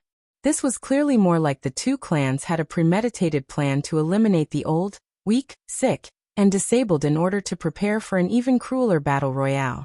However, Lin Luoran really can't accept the fact that it is eliminated and then used as food. Lin Luoran didn't worry about the shortage of food. What she didn't want to see was endless harassment. When the animals became crazier and crazier, they would always stare at them. This place is like a small plain, crowded with countless animals. Although they haven't seen any giant animals like the Scorpion King, if the animals in front of them chose to attack them, Lin Luoran and Wen Guanjing could kill them until their hands became weak. The first day passed in silence. Under the high temperature, people were sleepy, and animals were no exception. Lin Luoran and Wen Guanjing sat in a corner. Lin Luoran released her spiritual mind, which was so suppressed that it could be regarded as a tragedy. She told the cyan little fox not to leave her side again, and then began to cultivate. Wen Guanjing's level had dropped, so he didn't regret it. However, the plain surrounded by molten lava was full of fire reiki. He had to recover his reiki as soon as possible. Wen Guanjing and Wen Guanjing both felt uneasy. They were involved in this situation because of the murals, but they knew nothing about the murals. The inhibition in the broken wall in the desert was obviously not the work of nature. It was the work of cultivators. The sudden sinking of the sand was the inevitable result of the inhibition. Someone, or something, wanted them to come down to this underground world. Wen Guanjing thought more about these questions than Lin Luoran. Growing up in a family of cultivators, Wen Guanjing had some advantages that Lin Luoran couldn't have, such as information and documents. Wen Guanjing was 100% sure that the cultivation world didn't know about this underground world. There were unusual animals in the underground world, crisscrossing tunnels, glowing plants, strange fire, and all kinds of spirit herbs. If this place had been discovered earlier, it would have been the best place for training. The cultivation world wouldn't give up on this fat piece of meat. Therefore, there might be clues about the disappearance of cultivators in the level of gathering vitality here. However, they didn't know where to start. When Lin Luoran opened her eyes again, the arched plain was still hot. The red light shone on the rock walls, indicating that the molten lava was still there. The cyan little fox was not in her arms. Lin Luoran was so surprised that she almost jumped up. She calmed herself down and found that the cyan little fox was 3 feet away from her, digging the ground with its claws. Lin Luoran was relieved, but then she frowned again. She was cultivating last night. How did she fall asleep? When Guanjing lowered his head, Lin Luoran suppressed her uneasiness and shook him to wake him up. Both of them fell asleep. This was not normal. In such an environment, both of them had been cultivating all night and were very vigilant. How could they fall asleep at the same time? Lin Luoran looked up and found that many animals were sleeping. For example, the giant seal that occupied the centermost position was sleeping soundly. Small animals like gophers and ants were also resting here and there. The only exceptions were the cyan little fox, the rabbits in the size of hounds, and the elks with long legs. These gentle animals were not affected at all, or they woke up earlier than Lin Luoran. Anyway, when Lin Luoran opened her eyes, she found that they were digging the ground like the cyan little fox. If these gentle herbivores were not asleep, then the first one to wake up should be Lin Luoran, who had the highest level of cultivation. Lin Luoran shivered.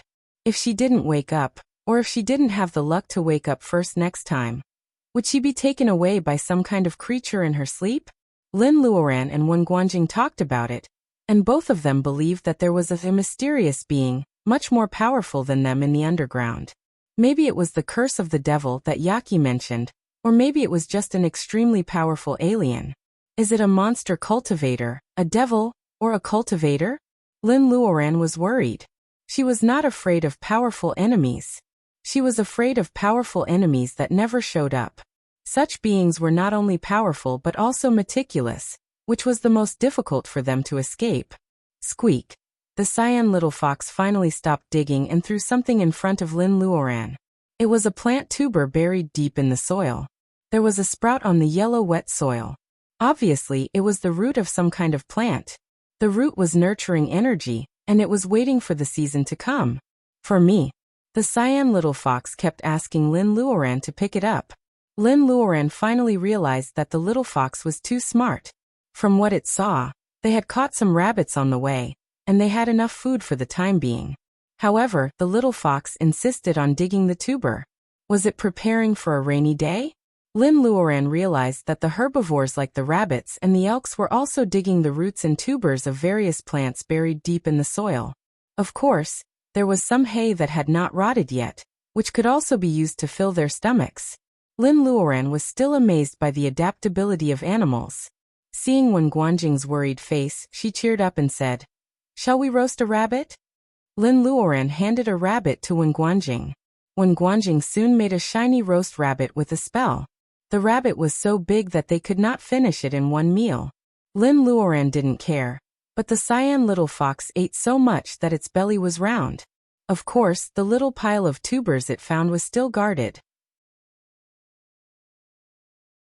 Except for Lin Luoran, no one was allowed to get close to the food it had stored. The aroma of the roast rabbit woke up the sleeping animals. Although the aroma of the roast rabbit was tempting, animals were naturally alert. They knew that Lin Luoran and Wen Guanjing were powerful. They would not provoke them until the last moment. However, the carnivores, including the big seal, were aroused and they had not eaten for a day. Finally, they started to eat the tender herbivores like the rabbits and the elks. The rabbits jumped and the elks ran. The ground was covered with blood. The cyan little fox buried its head in Lin Luoran's arms, scared by the screams. Lin Luoran frowned. Wen Guanjing suddenly said, "Sister, in fact, these carnivores are not only for food. Have you noticed that the lava has risen again after one night? The elks, rabbits, and goats are digging the ground. Soon, the plain will become shorter. The plain will become shorter. When a wave of lava comes, the lava flows backward. Except for Lin Luoran and Wen Guanjing, no one can escape by riding on their swords. In fact, riding on a sword can't last forever. The sky is full of black rocks and some glowing substances. Lin Luoran is not sure how close they are to the ground, and whether they can dig a hole to escape before the lava fills up. Lin Luoran doesn't want to escape either. She hasn't found Baojia yet. As soon as this idea comes to her mind, The sky seems to be playing a joke on Lin Luoran. The stones in the sky start to shake. A ray of light shines down. Lin Luoran sets up a shield of light. Many unprotected animals are hit by the falling stones. When the wind calms down, Lin Luoran looks up. In the dim light, she sees a man in flowing clothes riding an animal with 4 flaming hooves descending slowly. The animals on the ground are all shivering. Only Lin Luoran and Wen Guanjing are still standing straight. Their eyes are wide open in disbelief. The woman looks around and murmurs something. She never gets off the back of the firehoof beast. Baojia. Lin Luoran can't help but say. It turns out that it is Baojia. Lin Luoran can't help but call out with excitement. The woman looks at Lin Luoran with cold and noble eyes. It seems that she doesn't know Lin Luoran at all.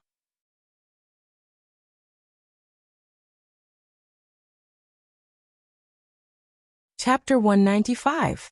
The woman's eyes are cold as if she has no human feelings. She glances at Lin Luoran with a strange and emotionless look and asks calmly, "Who is Baojia?" Lin Luoran feels like she is hit on the head with a stick. Baojia disappeared outside the Bushman's tribe. Lin Luoran took Wen Guanjing with her and forced Yaqi to lead the way. Barney was unwilling to let her go. The 4 of them trekked in the desert. They encountered scorpions and were sucked into the underground world by the quicksand. Then they met Wen Guanjing again.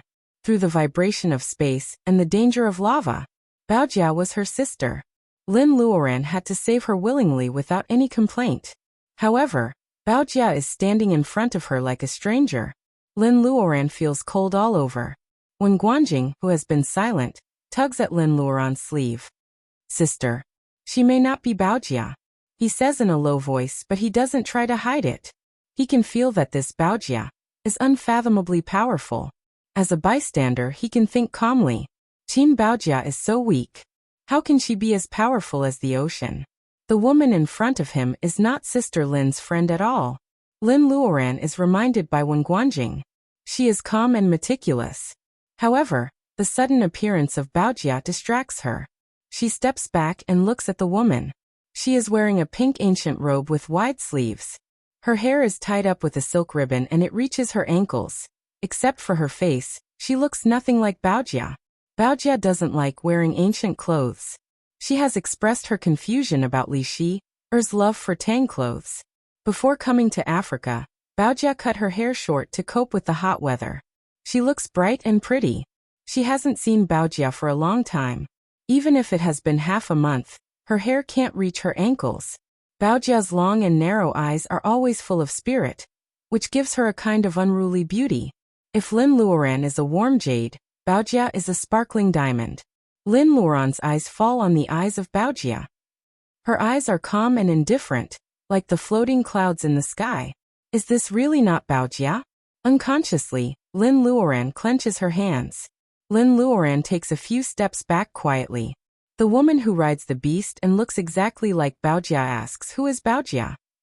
She doesn't seem to care about Lin Luoran and Lin Luoran at all, so she doesn't ask further.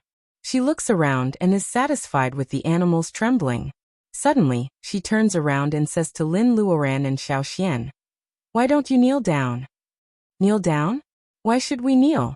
It is Wen Guanjing who asks. After Wen Guanjing asks, Lin finally sees another expression on the face of long-haired Baojia, other than indifference. Anger? Yes, faint anger. With her anger, Lin Luoran waves her sleeves, and Wen Guanjing steps back uncontrollably. No, it should be said that Wen Guanjing is suddenly hit away like a stone. Of course, Lin Luoran can't let Wen Guanjing fly away. Behind them is the boiling lava. If Wen Guanjing falls down, Lin Luoran can't even collect his body. Therefore, at the same time, Lin Luoran throws out a green vine which is full of wood reiki. The iron thorn seed instantly turns into a vine and twines around Wen Guanjing's waist. "Bind!"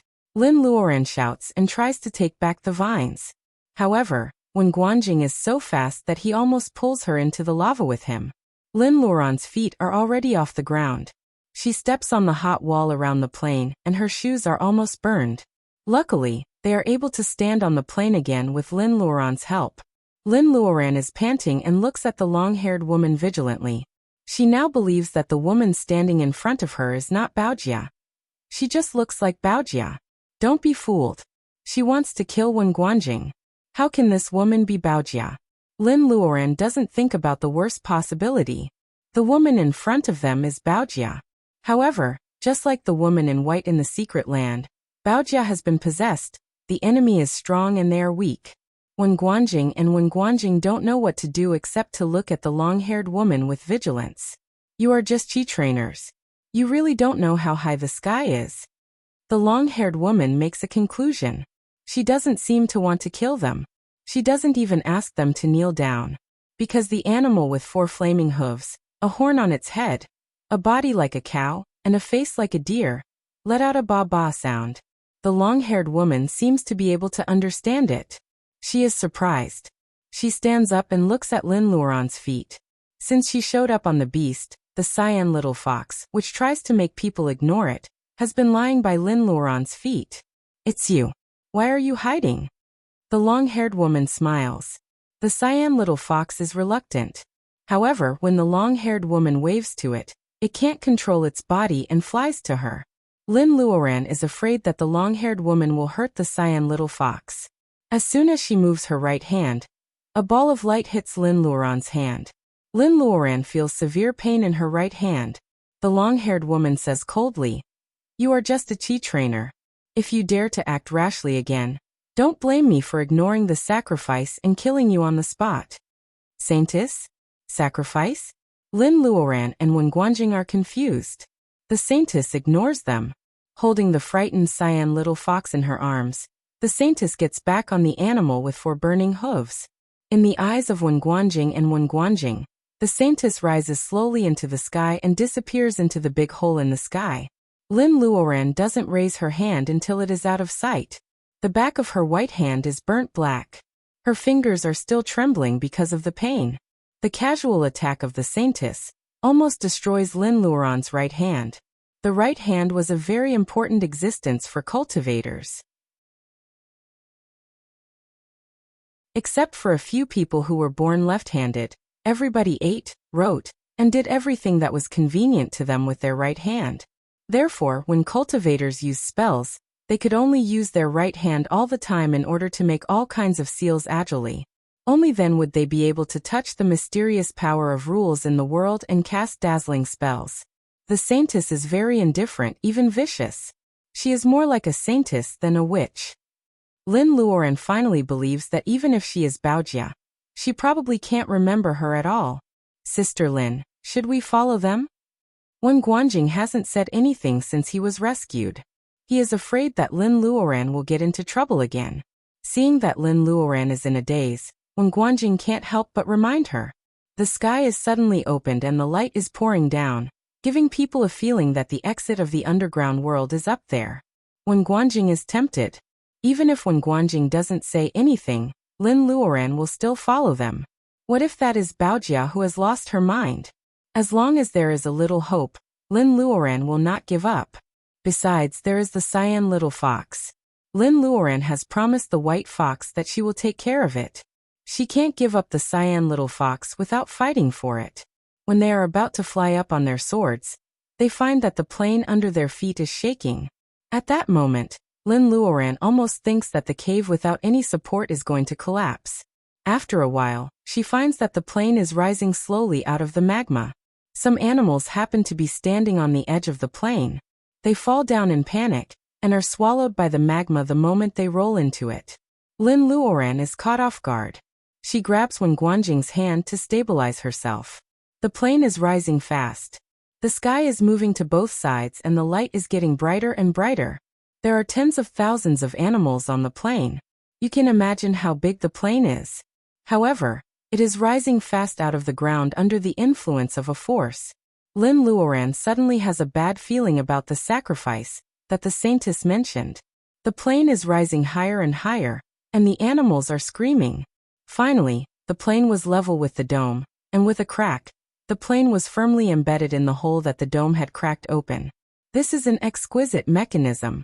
Lin Luoran can't believe that someone has designed such a tight mechanism with the plane as the bottom. Lin Luoran holds back her shock and looks around. She is sure that she has never seen so many animals in her life. The plain they are standing on is full of all kinds of animals. It seems that they have just been brought here by the rise of the plain. Most of them are panicked and keep stamping the ground with their hooves. Lin Luoran counts.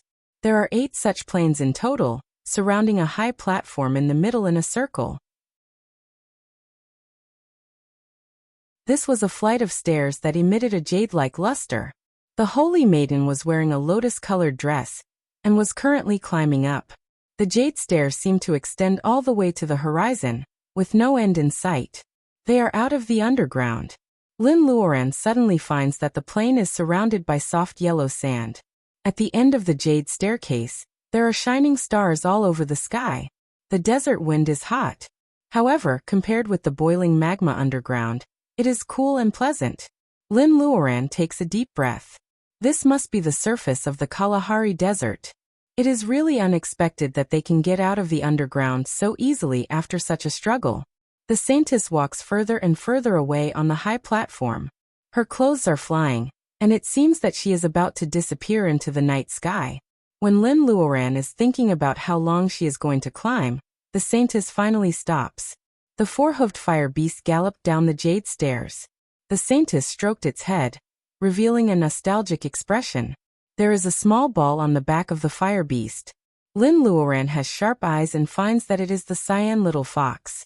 The Saintess holds the fox in her arms again. Unexpectedly, the cyan little fox jumps out of her arms. The Saintess is going to catch it, but then she says angrily, "I wanted to take you with me because of our old friendship. Since you don't appreciate it, you can become a sacrifice together with me." Lin Luoran's heart beats fast. She casts the wind-riding spell and catches the cyan little fox. Its eyes are wet. It seems that it is very afraid of the Saintess. The Saintess snorts and flies up on the fire beast. Lin Luoran thinks of the sacrifice that the Saintess mentioned. She is alert and drags Wen Guanjing to the edge of the plain. A curtain of light rises and cuts off Wen Guanjing's cuffs. 8 huge beams of light cover the plain, and the jade stairs are shining brightly.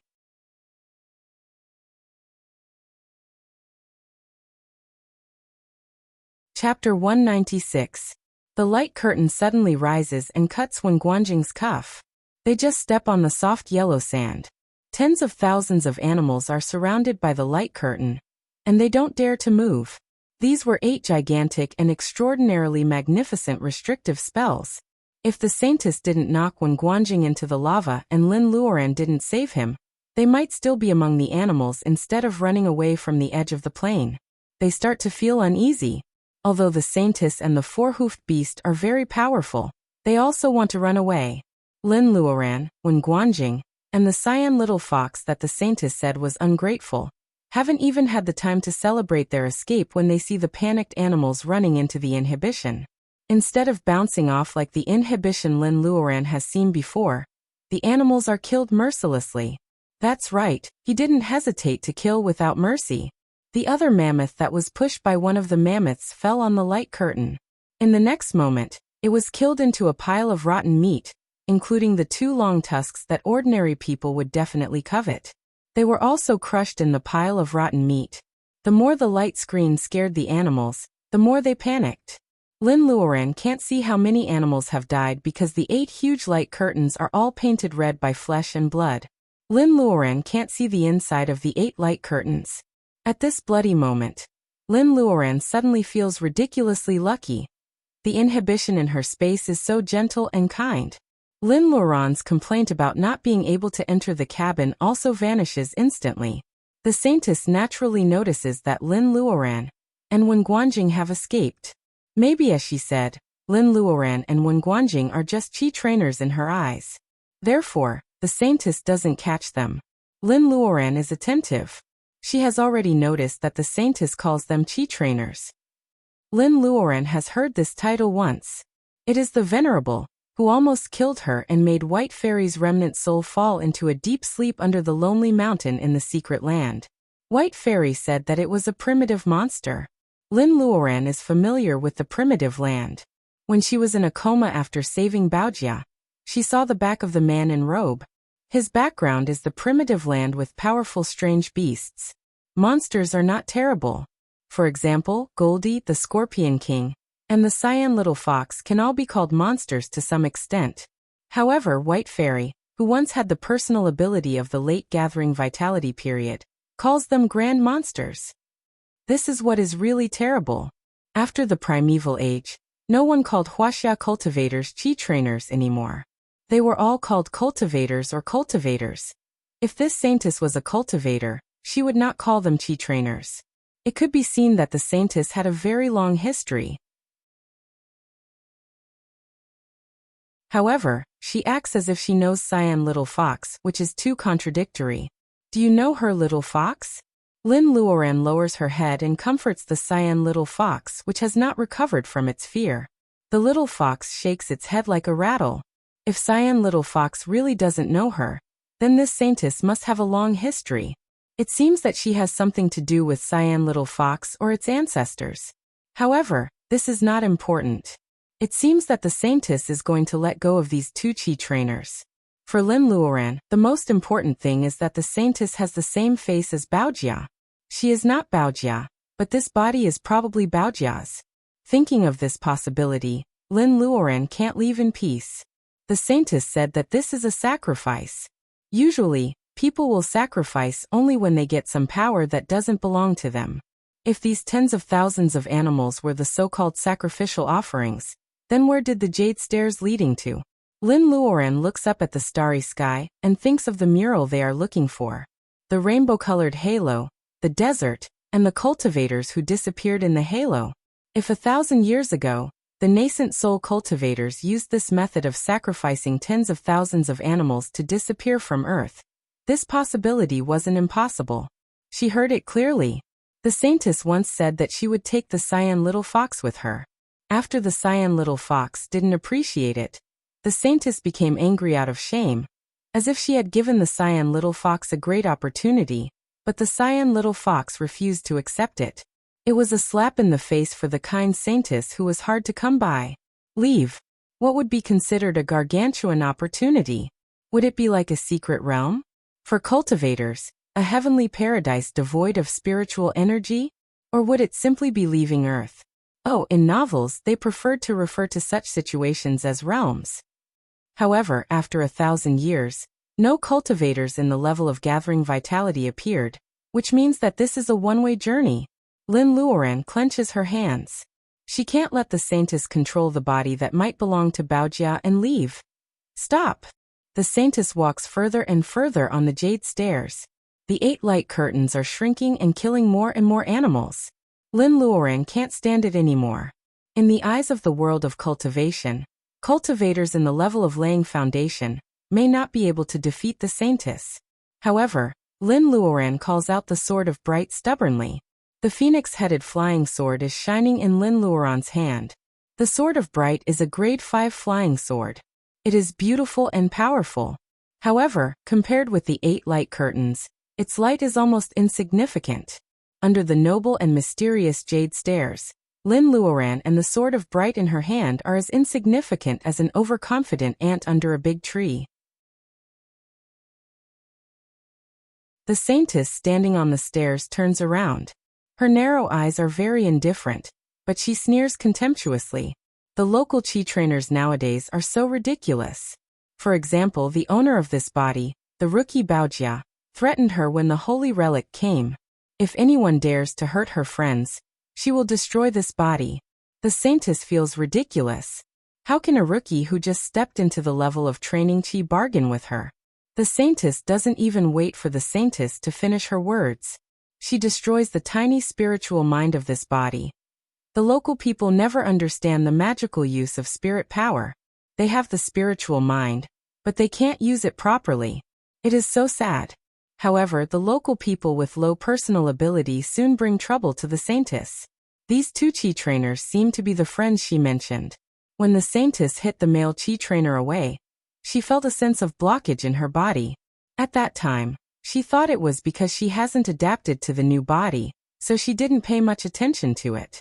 As for the female chi trainer, the saintess feels that she is much stronger than this body. She feels sorry that she didn't discover this better body. The saintess expresses her regret that she can't have it. so she will destroy it. The attack on Lin Luoran is not just to destroy her right hand. It was a casual strike, but it was a sure kill strike. However, this time, the Saintess feels a strong resistance from her body. The resistance of her body to attack her friends almost makes the Saintess feel that she is about to lose control of this body at that moment. Therefore, the attack ends with the Saintess' temporary compromise. She only hurts the right hand of the female Chi trainer. But now the Chi trainer whom she has forgiven is shouting arrogantly. The Saintess narrows her eyes. Does she want to die?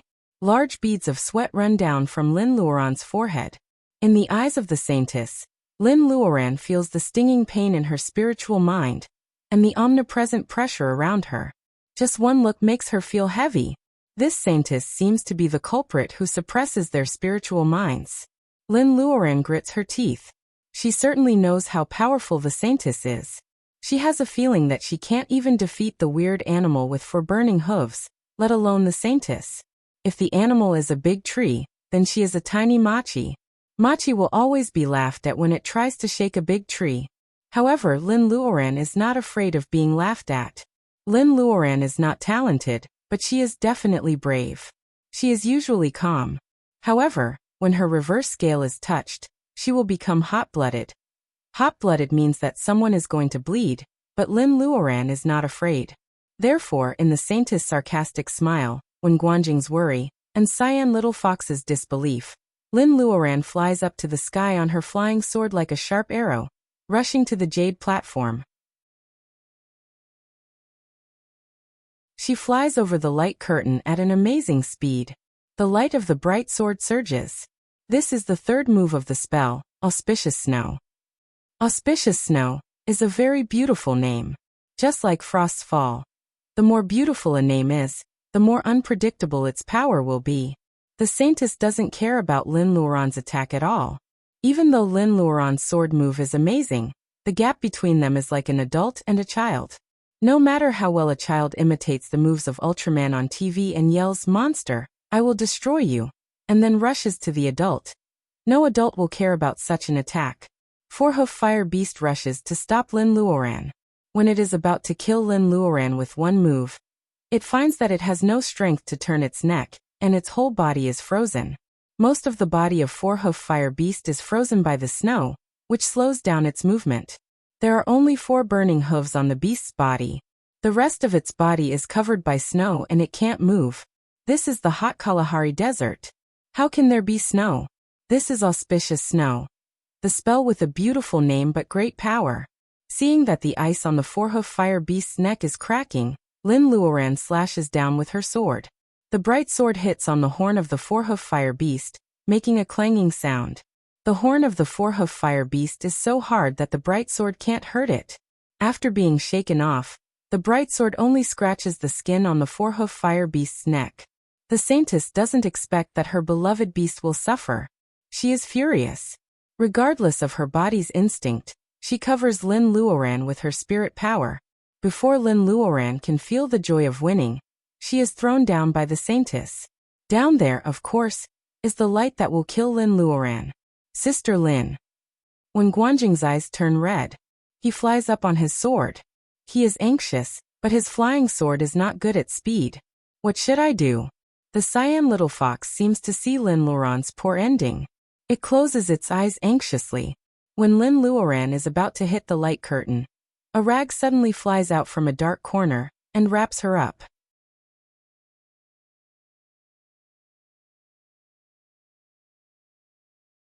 Chapter 197. Lin Luoran feels something around her waist. Her limbs are sore and powerless as if they have been run over by a wheel.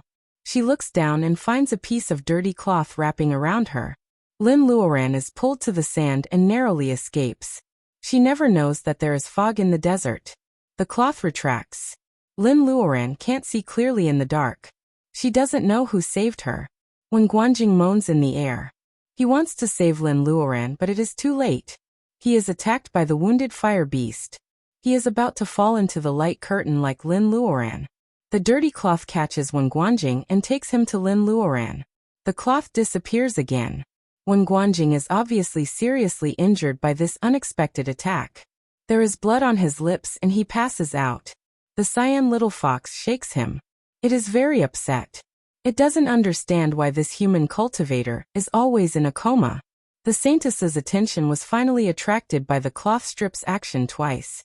The light curtain stopped temporarily and no longer shrunk inwards. Some of the animals were able to escape death.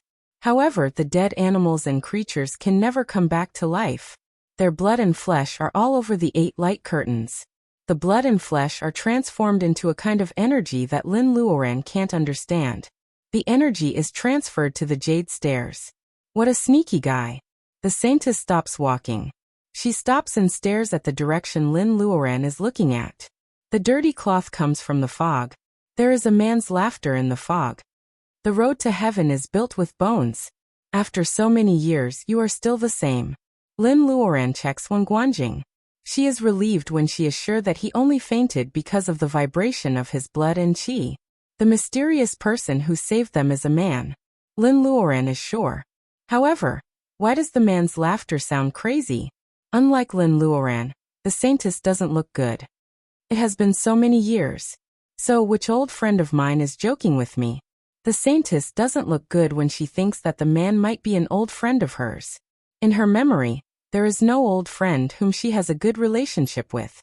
Someone who can call someone like that must be an enemy. That person stopped hiding and slowly walked out of the thick fog. Without the glory of a hero, the one who saved Lin Luoran is obviously not a prince riding a white horse. He is just a Taoist in a dirty Taoist robe. His face seems to be covered with stains, and there is a small wooden stick in his hair bun. He seems to be in his 50s, but because of his slovenly appearance, he looks much older. Lin Luoran feels that the man looks familiar, but she is sure that she has never seen such a Taoist before. The Saintess has the same feeling as her. The Saintess doesn't know this dirty and ragged Taoist priest at all. So how can he be an old friend? However, how does he know that this is a road to heaven? The more I live, the more timid I become. The holy maiden muttered to herself, flicked her sleeves and turned around. The Taoist is crazy and ignores Lin Luoran. He claps his hands and laughs. Who is the most pitiful person in the world? The Yellow Emperor is the most pitiful person. He doesn't even know that his daughter has been replaced. Who is the most pitiful person in the world?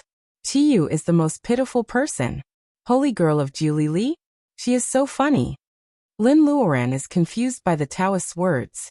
She only knows the keywords Yellow Emperor, Qiyu, and Holy Girl of Julili. The Yellow Emperor and Qiyu are mythical figures in ancient times. Lin Luoran has certainly heard of them. Speaking of the Juli tribe, most people may not know about it. However, when it comes to Qiyu, many people know about the Battle of Zhulu, and Qiyu is the leader of the Juli tribe. Lin Luoran thinks of these legends in Wuxia mythology. It sounds like the Saintess has something to do with these mythical figures in ancient times. However, Lin Luoran only knows that the daughter of the Yellow Emperor is called Ba. There is no holy girl of Julili. What was going on? Were these crazy Taoists talking nonsense? Or had these myths and legends been covered up after thousands of years? Hearing this, the Saintess trembles slightly. Her eyes, which are exactly the same as Baojia's, are narrow and beautiful. There is surprise and coldness in them. No matter who you are, you will die today. The Saintess rode on the 4-hoof fire beast and descended. Provoked by this crazy Taoist, she gave up climbing the jade stairs that she had been climbing for a long time and landed in the desert. At such a close distance, the Saintess's face is so beautiful. She looks exactly the same as Baojia. Thinking of Baojia, Lin Luoran pauses for a moment. She looks at the crazy Taoist and finally realizes why he looks so familiar. She has heard this description of a crazy Taoist from Commander Qin so many times. How can she not be impressed? Yes, who else will come to save them except for this crazy Taoist who is related to Baojia by blood? He is still alive. Lin Luoran suddenly remembers that this person is probably an elder of Commander Qin's grandmother. A cultivator in the level of laying foundation can live up to 200 years. Does this mean that he has at least bearing essence? There are cultivators in the level of bearing essence on the earth. Lin Luoran's pupils shrink. She thinks of the Saintess who has something to do with ancient times. There are not only cultivators in the level of bearing essence, but also cultivators in the level of bearing essence. The Saintess has started to attack the crazy Taoist. It is not a spell or a spell of sword. It is a spiritual attack. Lin Luoran feels a tingling pain in her head. The four-hoof fire beast also rushes up. Obviously, it wants to bully Lin Luoran. Lin Luoran has been irritated by the Saintess, who is regarded as a nonentity by everyone except herself. Seeing the four-hoof fire beast, Lin Luoran slashes the beast with the bright sword without mercy. As soon as the crazy Taoist moves, he can't hide his momentum. Lin Luoran feels that he is indeed more than the level of laying foundation. However, the strange thing is that he is not as unpredictable as the Saintess, and he is not afraid of her spiritual attack. Who are you? The Saintess's voice is sharp. She is angry because her attack has failed. The crazy Taoist laughs while dodging.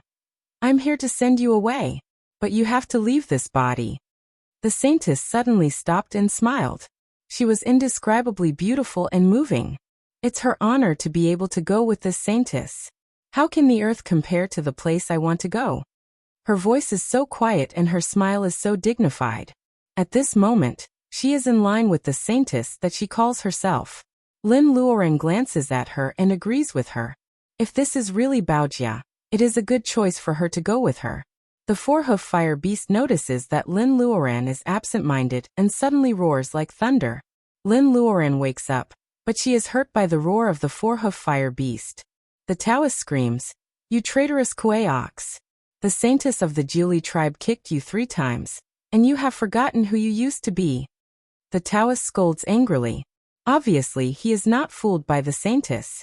After scolding the Kuei ox, he scolds the Saintess. "I am just crazy, but I am not stupid. What do you mean by going to a better place? This body is so weak that it will only be torn apart by the cracks in space. What's the use of taking her body? Give it back, and I will let you go." Lin Luoran is dizzy. The inherent myth system of Wuxia is completely subverted tonight. She knows about the Kuei ox. It is said that the Yellow Emperor, under the instruction of the Fairy of the Ninth Heaven, captured the Kuei ox, which lives in the Liubo mountain in the East Sea. It looks like a bull, can walk on 1 foot, and can enter and exit the water like wind and rain. Its eyes are as bright as the sun and the moon, and its voice is as loud as thunder. The Yellow Emperor skinned it, and made it into a kind of drum to fight against Chiyu. The Kuei ox in front of her has a powerful roar like thunder. It has a single horn and a body like a bull, but it has 4 feet. It is both similar and different from the legend. Lin Luoran doesn't understand the word traitor. She doesn't care about the Saintess or the beast. She only knows that the body is Baojia's. Is Baojia still alive? Lin Luoran doesn't know. However, even if she is dead, she can't let Baojia be torn apart by the cracks in space. Lin Luoran clenches her fists, and has an impulse to tear the Saintess into pieces. The Saintess stares at the crazy Taoist. The magic circle has been opened. "I can give up this body. But who are you? How dare you command me?" She suddenly laughs as if she has gone crazy. "You damn barbarians. How dare you try to command the noble Saintess? The Yellow Emperor, Chiyu, and even you, a cultivator of Qi, are so arrogant. It seems that time has made you forget how powerful I am." Lin Luoran doesn't understand why the Saintess calls them barbarians. However, after the Saintess vents her anger, she waves her hands and the desert under her feet becomes hotter. The yellow sand moves away and a stream of lava spurts out. The crazy Taoist remains unmoved. Lin Luoran picks up Cyan Little Fox and Wen Guanjing, who is in a coma. Lin Luoran is familiar with the myth system. She thinks of the desert, the lava, the Yellow Emperor, Chiyu and other keywords. If she still doesn't know who this ghost Saintess is, she will be a disgrace to the Wuxia people. The problem is, since she is the daughter of the Yellow Emperor, why does she call them barbarians? Lin Luoran looks at the Kuei ox vigilantly. The lava is getting closer and closer. Lin Luoran must be ready to run. There are 2 people and 1 beast standing on the yellow sand. The lava is rolling, but the crazy Taoist is not afraid at all. Lin Luoran doesn't know what he is relying on. Soon Lin Luoran knows why the crazy Taoist is so confident. Crack. A slight sound comes from the jade stairs. The seemingly solid jade stairs shake while the crazy Taoist is clapping his hands. Lin Luoran is in disbelief, and the Saintess is furious. Then it collapses. That's right. Not only the jade stairs collapse, but also the light curtain disappears. Half of the dead animals are standing in the pool of blood. They can't believe that they can escape so suddenly. With the sound of the polar axis turning, the plane sinks as it came. In an instant, there are only a few people, spreading lava, and broken jade on the desert. The desert becomes endless yellow sand again. The heavenly road paved with thousands of skeletons was destroyed just like that. The Saintess finally can't stand it anymore. She screams to the sky. The lava is rolling. She finally goes crazy.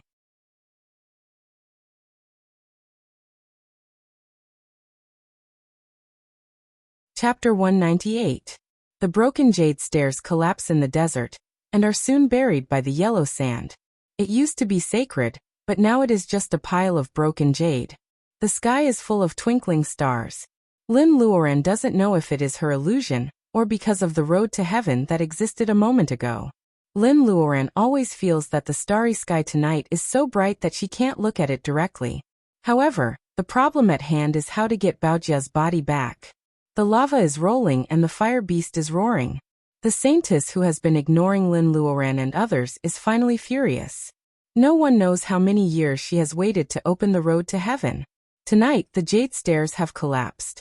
If she wants to leave this place, maybe it will be another 1,000 years. However, in the eyes of the crazy Taoist, maybe the Saintess doesn't have another 1,000 years. At this moment, they have reached a consensus: kill each other. This is not a battle that Lin Luoran can intervene in. As a cultivator in the level of laying foundation, she knows herself very well. Since she has guessed that the Saintess might be the legendary Hanba, and she has seen the Saintess' ability to control the lava, Lin Luoran can only hide like a thief and wait for the critical moment to help the crazy Taoist to get Baojia's body back. Lava is everywhere. The crazy Taoist is still the same. He claps his hands and stomps his feet from time to time and talks nonsense. He doesn't fight back at all. Lin Luoran is worried.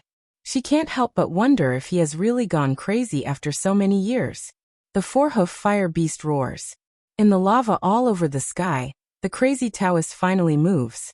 He throws out the dirty cloth and wraps it around the horn of the Kuei cow. Lin Luoran almost falls off the flying sword. The dirty strip of cloth is so coquettish that it has been stealing the limelight tonight. However, it is just a rag. How can it deal with the Kuei cow, which doesn't look powerful, but is still an ancient beast? Obviously, Lin Luoran is not the only one who has doubts. The Saintess shows a scornful and cruel smile. The crazy Taoist is entangled by the Kuei cow. She waves her hand and the lava pours to the crazy Taoist. The Kuei ox keeps struggling, but the cloth is not broken. The man and the beast are in a stalemate. The crazy Taoist has nowhere to run. The lava is pouring down from above. Lin Luoran is worried. The crazy Taoist is in the level of bearing essence. Even she and Wen Guanjing can resist the lava for a while. The crazy Taoist must be prepared. In the Saintess's laughter and Lin Luoran's worry, the lava finally falls to the ground. The crazy Taoist looks tired. What made everyone's jaws drop was that Kuei ox. It was still struggling, but it was indeed bound by the rag.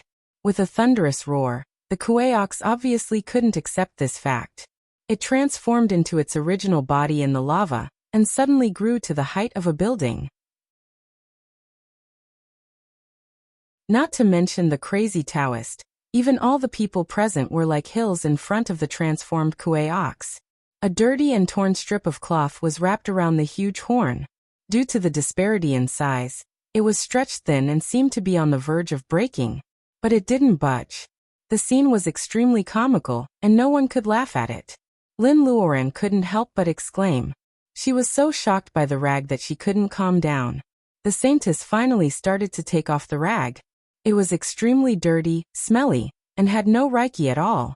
This was the Saintess's conclusion after a glance. The problem was that the Kuei ox was bound by such a rag, so the Saintess couldn't take it lightly.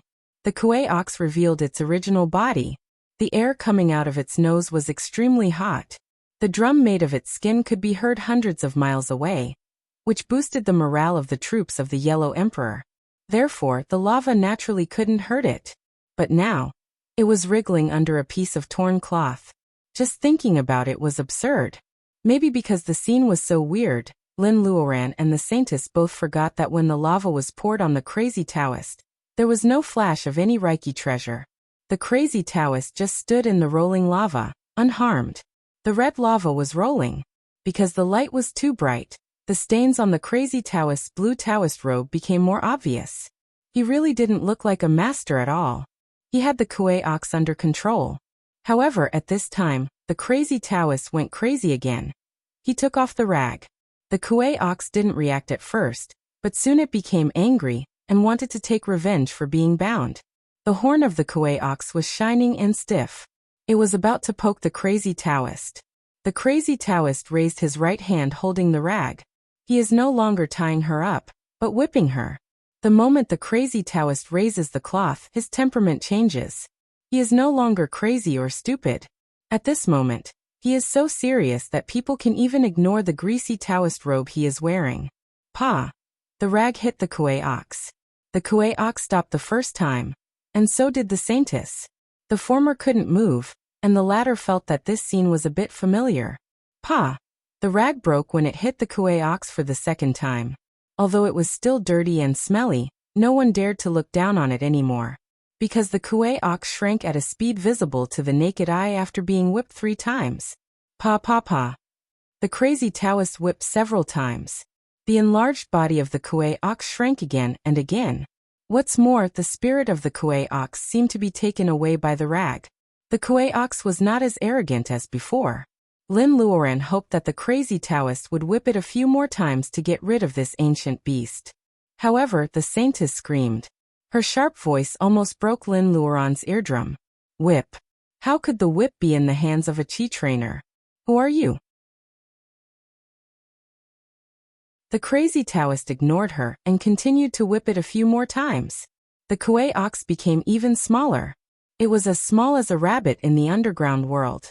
It was not as powerful as before. Lin Luoran stares at the crazy Taoist's rags and swallows. Under the dirty appearance, there was unimaginable power. The Saintess called it whip. What kind of being could be called a god? This may be an exaggeration, but this rag is obviously much better than Li Shi, Er's fishing line magic weapon, bundling rope, even though it doesn't look good. At least, Lin Luoran noticed that the Saintess's face changed. She was angry and dignified. The Saintess with long hair floated in the air. Under her feet was rolling lava. In the distance, the sky was full of yellow sand and rolling sand dunes. The starry sky was the background. Looking at her from afar, the Saintess really did have the surreal feeling of a deity descending to the mortal world. However, the crazy Taoist held the whip, which looked like a rag, and whipped the Kuei Ox several times. It seemed that the Kuei Ox was pretending to be weak. Lin Luoran felt that the ancestor of Baojia was covered with the halo of the protagonist of the novel. The Saintess became serious and then she sneered. I was almost fooled by you. I once saw the whip being destroyed. How could it be in the hands of a chi trainer? The Saintess was sure that the Kuei Ox had been sleeping for so many years that it became useless. The weather was still the same tonight. If she could get rid of the chi trainer, the Kuei Ox might be able to rebuild the ladder of heaven. The crazy Taoist burst into laughter. So what? It is more than enough to whip a fake Saintess like you. Whip to whip the fake Saintess. Lin Luoran praised in her heart. Even though her personal ability was not high, she was still very proud. Why couldn't she fight against the fake Saintess? Lin Luoran put the cyan little fox and Wen Guanjing on the sand dune far away and joined the battle on her sword. The Saintess raised her eyebrows. At that moment, she felt so much like Baojia. In fact, I am quite curious. How can you be so courageous with your personal ability? As the Saintess spoke, she attacked Lin Luoran with a spirit thorn. Even though Lin Luoran was prepared, she still almost fell from the flying sword because of the pain. Lin Luoran's face turned pale and she said stubbornly, "Get out of my friend's body, or I will kill you." Because of the seriousness of the word, the Saintess finally moved her eyes away. For the first time, she looked at Lin Luoran seriously. With her personal ability, Her spiritual power was not bad. It was a pity that she didn't know how to use it properly. The flying sword was not bad. It should be the work of a high-level chi trainer. Although he was a native of a poor galaxy, the Saintess had to admit that the cultivation civilization of Wuxia had developed to a frightening level. Fortunately, everything had been destroyed. The female cultivator in front of her had a low personal ability. Even though she had a good weapon, she couldn't make full use of it. What scared the Saintess was the whip in the crazy Taoist's hand. No one knew better than her just how powerful the real God-striking whip was, especially to a high-level race like her. Fortunately, the whip in the crazy Taoist's hand was not real. Damn it. Why didn't the lava work on the crazy Taoist? The Saintess realized that the crazy Taoist was safe and sound. She had a bad feeling. It was the same auspicious snow. Wherever the bright sword went, the snow and the lava collided fiercely. The annoying heat was swept away and snow began to fall in the air. Although the Saintess was disdainful of Lin Luoran's personal ability, her current body couldn't withstand the attack of the flying sword.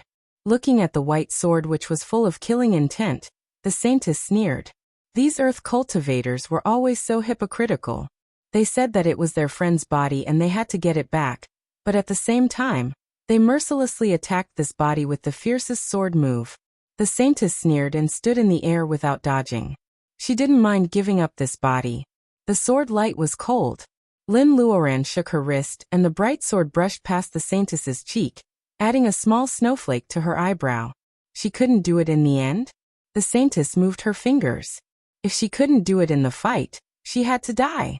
Her fingers were like hooks. She wanted to tear Lin Luoran apart with the strength of her fingers. A light piece of cloth flew over and whipped her back. The Saintess staggered and almost fell into the lava. In a hurry, she saw the smile in the eyes of the hateful female chi trainer. The whip almost whipped her out of this body. Damn it, it was the real whip. The Saintess suspected that this was a well-prepared trap. The crazy Taoist didn't care about her and whipped her again.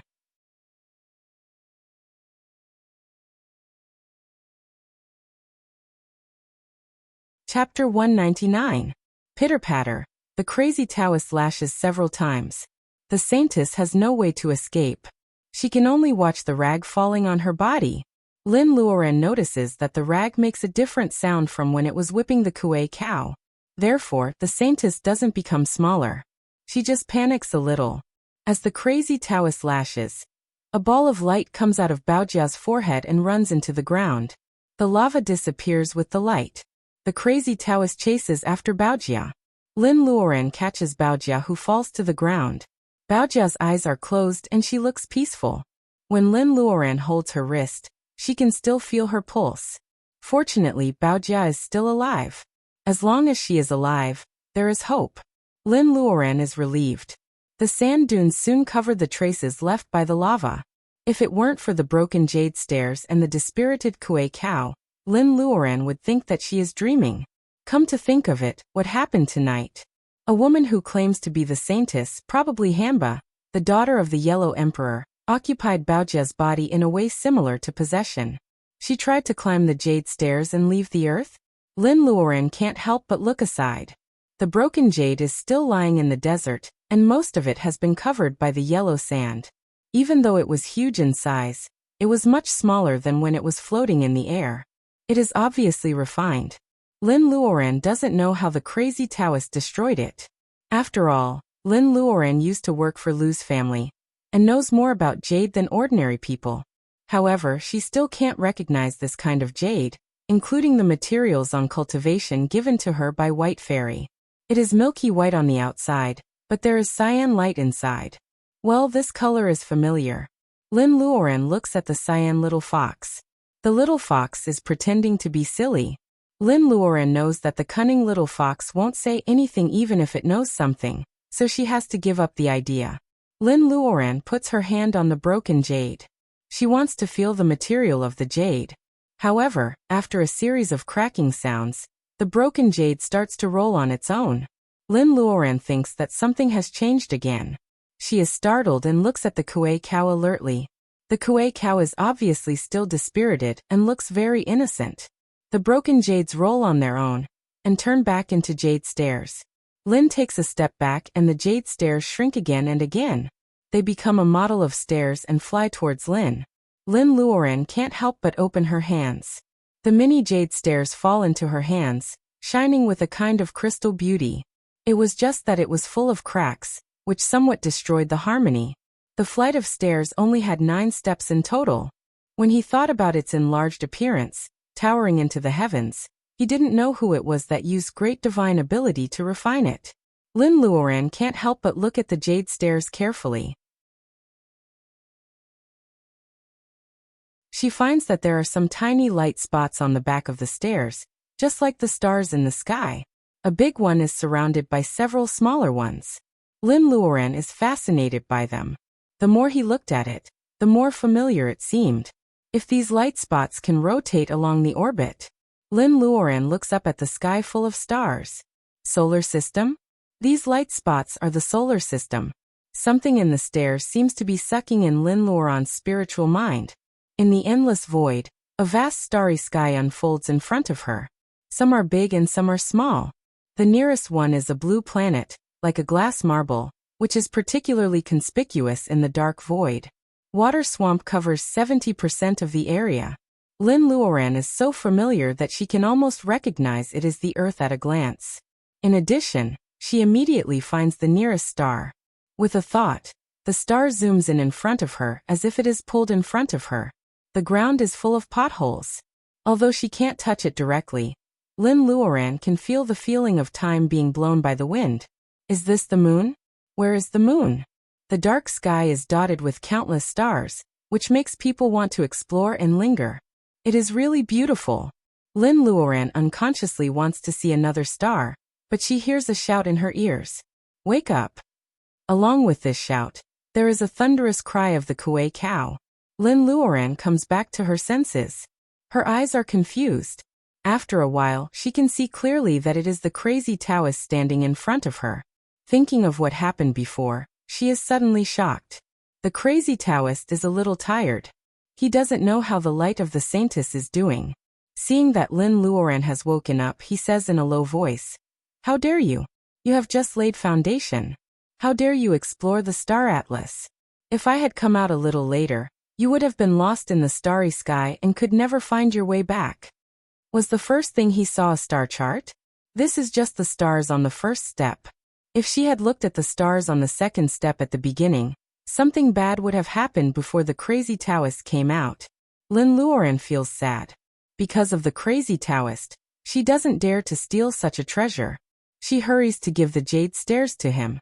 The crazy Taoist looks at it with a trace of craziness and a trace of desire. Maybe because of his strong mind, he finally refuses Lin Luoran's intention. Put it away. It is a thank you for helping this girl enter the Tao. The crazy Taoist is willing to give away such a precious treasure. It shows how much he values this descendant of his. Thinking of her friend's condition, Lin Luoran is worried and takes Baojia in her arms. Master Baojia.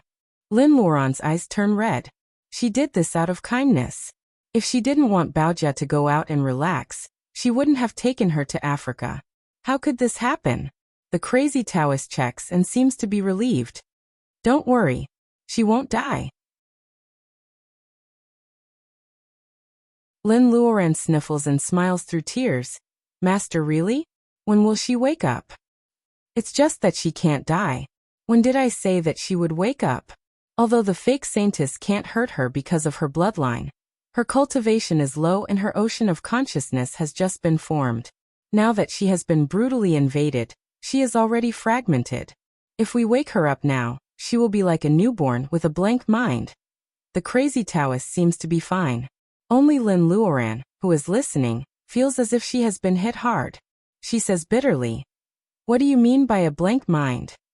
The crazy Taoist rolls his eyes to cover up his tiredness. To be clear, if we wake her up now, she will become a fool. Fool. Lin Luoran pinches her palm. She can't help crying. Baojia is smart and proud. She won't allow herself to become a fool even if she dies. Lin Luoran feels that thousands of ants named Regret are gnawing her heart. She has endless resentment, but nowhere to vent it. She wants to tear the Saintess into pieces. Do you want to take revenge on the fake Saintess? Lin Luoran's thoughts are written on her face. The crazy Taoist can't see it. Yes. No need. I have sealed her again. She won't be able to come out again in less than 1,000 years. Sealed. The crazy Taoist is only in the level of bearing essence. Even with the holy whip, can he really seal an ancient figure like Hamba? Lin Luoran knows it's not good to doubt someone's ability. She is just curious. This matter happened a long time ago. On account that you once saved this girl's life and guided her into the Tao, I can tell you something. The crazy Taoist is obviously not the kind of person who talks incoherently. It seems that he is not pretending to be crazy. Lin Luoran doesn't know what stimulated him to make a cultivator in the level of bearing essence crazy. Lin Luoran sighs secretly. It takes Lin Luoran a long time to figure out what he is talking about. The story could be traced back to the ancient times. In the beginning, the Yellow Emperor and Qiyu were the leaders of two tribes that did not have any conflict with each other. Later, the Yellow Emperor had a daughter named Hamba. This girl was blessed by the heavens, and was born with the ability to control fire. Even in the ancient times, where everyone was known as the divine people and everyone had some supernatural abilities, this was still rare. So the Yellow Emperor doted on her. As Hamba grew up, she became friends with Qiyu of the Jiuli tribe. Because of her kindness, she helped the tribe a lot. She was elected as the Saintess as an outsider. Lin Luoran feels that Hamba and Qiyu are in love with each other. Marrying his daughter to the leader of the Jiuli tribe is like a marriage between business families. It is good for both sides. Naturally, the Yellow Emperor is happy about the marriage. One day, Hamba came back from the mountains. Since then, her temperament changed. She not only broke the promise of marriage, but also started a war between the two tribes. The war gradually spread between the two tribes. The resources of the ancient times were exhausted. Then, the war gradually settled down. Later, when he calmed down and thought about why they started the war in the first place, he felt that there was something wrong with the cold and cruel Hamba. But at that time, neither the Yellow Emperor nor Qiyu could stop the war until Qiyu died. Lin Luoran doesn't know what happened between Hitorigami and Qiyu. The crazy Taoist didn't tell her anything either. He only mentioned that the underground world was built by Qiyu for Hitorigami. This is the fake Hitorigami's preparation to return to where she came from. Of course, the Yellow Emperor is not the final winner in the war between the tribes. Neither is Qiyu. Hamba is the winner. Lin Luoran doesn't understand what he means. The crazy Taoist only says one sentence. She used to be the Saintess of the Jiuli tribe. She used to be called Hamba. She also used to be the favorite concubine of the feudal lords. She used to be called Baosi and Daji. This woman participated in the course of history and promoted the change of dynasties behind the scenes. According to the crazy Taoist, the decline of the cultivation civilization on the earth has something to do with the fake Saintess. One person can influence the civilization of a planet. If Lin Luoran didn't experience the blood sacrifice and the road to heaven tonight, she would never believe it. Until now, the crazy Taoist is still not sure who the fake Saintess is and where she comes from. However, he is sure that she is obviously not from the earth. Lin Luoran feels like she is listening to a science fiction story. However, the reason why the crazy Taoist can seal the spiritual body of the fake Saintess when he is only at the level of bearing essence is his identity. He is the last direct descendant of the Jiuli tribe. Since the Han dynasty, Qi trainers have flourished again because the fake Saintess is no longer involved in the course of history. She was sealed in the Kalahari Desert by the Jiuli tribe at the cost of the whole tribe. This is the underground world built by the Jiuli tribe. Lin Luoran gasps when she hears that the whole tribe is sacrificed. What kind of hatred does it take to make such a decision? The crazy Taoist is the only direct descendant of the Jiuli tribe. Baojia can survive from the hands of the fake Saintess because she has the bloodline of the Jiuli tribe. However, no matter how powerful the bloodline of the Jiuli tribe is, it can't compare to Baojia's current situation.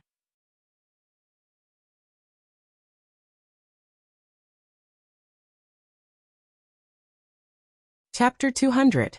The existence of the word chasm was completely out of practical necessity.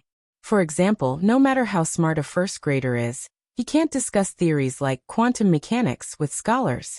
Another example is the crazy Taoist who teaches Lin Luoran the ancient secrets on a whim in the hot night wind of the desert. Even though he has the blood of the Jiuli tribe and his personal ability is at the level of bearing essence, he can't understand the interstellar signal transmission. For the crazy Taoist and Lin Luoran, the extension and application of spirit power is a huge gap. Over the long years, cultivators cultivated their sea of consciousness to become bigger and bigger, but they forgot the original function of the sea. Therefore, under the starry sky, the jade stairs full of cracks emits a short spiritual wave. Of course, the two of them don't notice it. The whip shakes a bit. Because the spiritual wave is too small, it doesn't do anything else. No matter how powerful an artifact is, if it is held by a cultivator at the level of bearing essence, it can't be fully used. For example, the sword of bright snow is in Lin Luoran's hand, or the pearls are covered with dust. When there is no one in the desert, a star twinkles in the sky like a naughty child. Then everything is quiet again. The wind and sand in the desert doesn't make Lin Luoran's skin worse.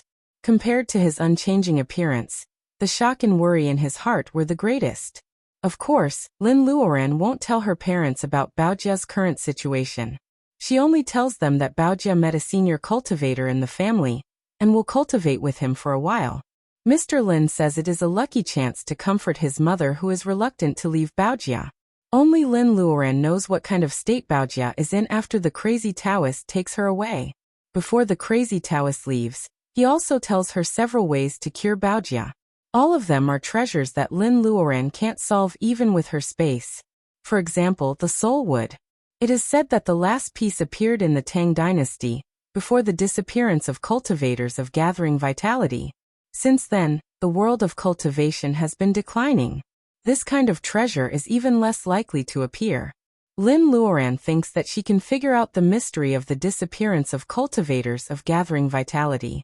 However, the crazy Taoist obviously can't tell her what happened thousands of years ago, because he knows the ancient secret. The crazy Taoist is not sure whether this is a conspiracy set up by the fake scientists many years ago, which led to the mysterious disappearance of the last masters of Wuxia. Perhaps the ancestors saw the loss of Earth's spiritual energy, and went to another planet or space in order to open up a new place for cultivation. As for why there was no trace of them after 1,000 years, no one could say for sure whether they couldn't come back, or were unwilling to come back. Lin Luoran touches the fox's soft ears, and wakes up from her thoughts. Senior sister, your master appeared in the end? Wen Guanjing has heard the story several times, but he still looks doubtful. If it were not Lin Luoran, he would have left in a huff. Lin Luoran tells Wen about what happened. She successfully diverts Wen's attention by talking about ancient beasts like the Kuei ox. She has said what she has to say. As for what she shouldn't, she doesn't say anything, even if it's Wen Guanjing. The news that there is a senior cultivator in the level of bearing essence in Wuxia is enough to make Huizhu and others speechless for a long time. With Lin Luoran's misleading words, it is not difficult for Wen Guanjing to say that the senior cultivator in the level of bearing essence is her master. Lin Luoran feels a little guilty. She regards Wen Guanjing as a friend, but now she is misleading him vaguely. Maybe she has changed. She used to be tough, but now she knows how to be flexible. When can she be free and cultivate without any scruples? The underground world of the Kalahari Desert has been closed with the seal of the fake scientists. Lin Luoran has made it clear whether the sects believe it or not. Even if they find the entrance, the eruption of the lava will be irregular without the control of the fake scientists. Those who want to go treasure hunting can only pray for themselves. As for Baojia, she is taken back to the place of cultivation by the crazy Taoist. Lin Luoran doesn't know where it is, but the crazy Taoist gives her 3 paper cranes. If there is any news about the soulwood, she can inform her. The trip to the desert doesn't reveal the mystery of the disappearance of the cultivator in the level of gathering vitality. Instead, Wen Guanjing feels like he is on a roller coaster.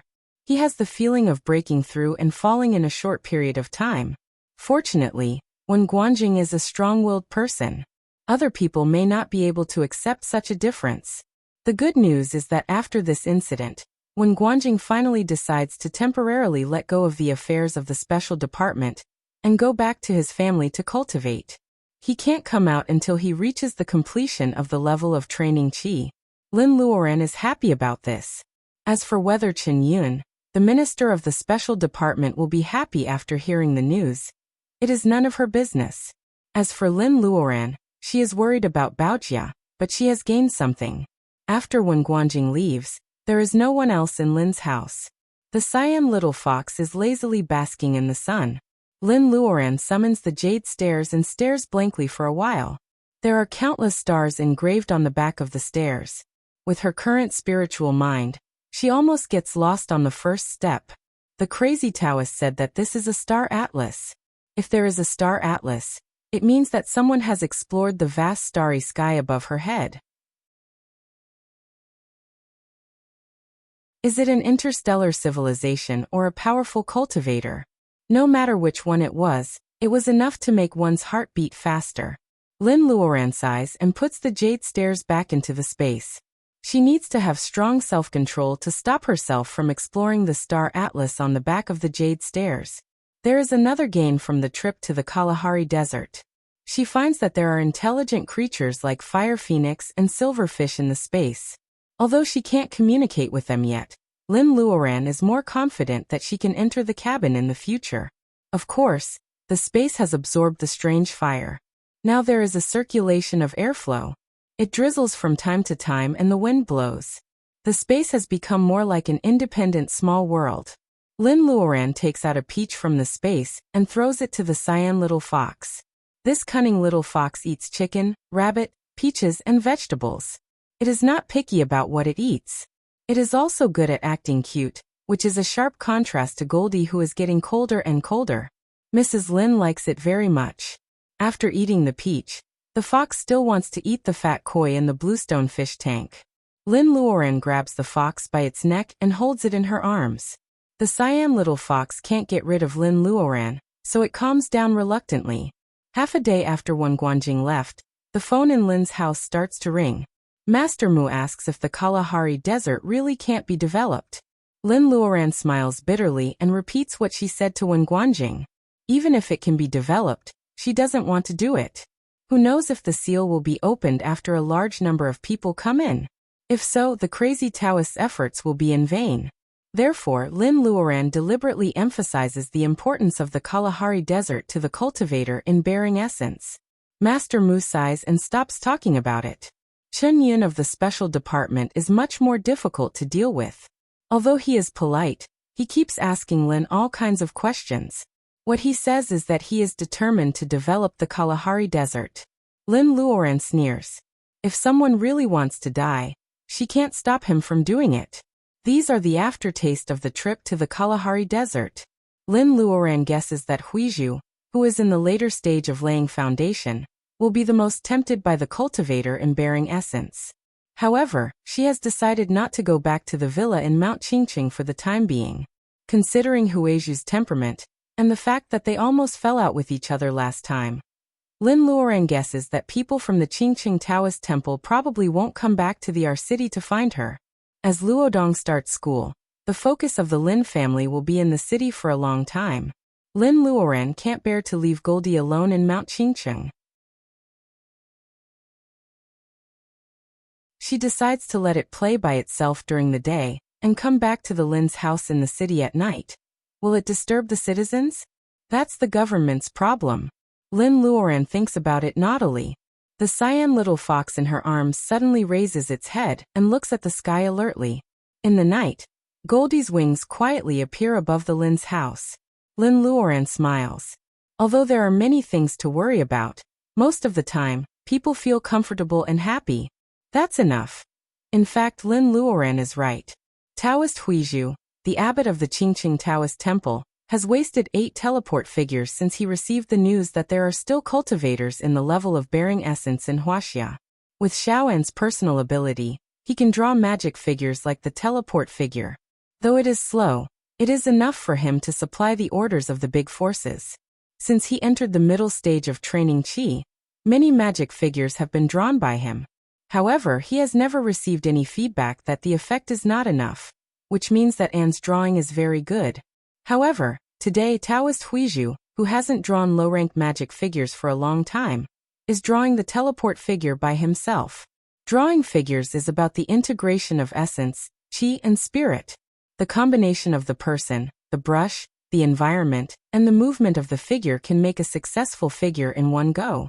Therefore, practicing the art of drawing figures is the best way for a cultivator to calm his mind. Maybe Huizhu draws the teleport figure by himself to calm his mind, but it doesn't seem to be very effective. He has wasted 8 pieces of figure paper. In today's world, the Reiki of heaven and earth is disappearing, and the price of the materials for drawing figures is rising. Even Huizhu can't keep wasting materials like this. Therefore, he stops drawing wisely. Seeing that Anne is about to say something, Huizhu puts down his brush and says calmly, "Do you think that I want to ask her about the cultivators in the level of bearing essence?" And doesn't dare to answer. He lowers his head. He only knows that his grandmaster has been in the late stage of laying foundation for as long as he can remember. Even if his grandmaster wants to advance, it is not a wrong idea. Thinking of this, and plucks up his courage. "I would like to go to the Lin's house in person, to rebuild our friendship." Huizhu laughs. "You are really good at cooking. You have no talent for interpersonal communication." And is embarrassed. Huizhu pauses for a second and says, "Rebuild our friendship. I don't need to lower my head to a new cultivator in the level of laying foundation. What I care about is whether the road of heaven in the desert really exists."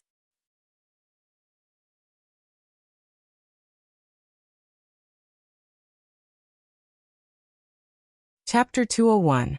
Though Lin Luoran has just returned home, she has a lot of things to do. First of all, she can keep Baojia's accident from her parents, but she has to tell Commander Qin about it. Therefore, Lin Luoran goes to the military compound early in the morning.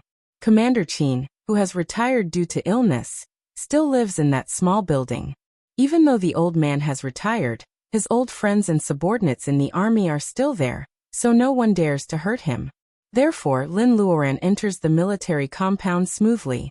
When she arrives at Commander Qin's small building, the old man is practicing boxing on the grass. Lin Luoran doesn't disturb him. She stands aside quietly, waiting for Commander Qin to finish his morning exercise.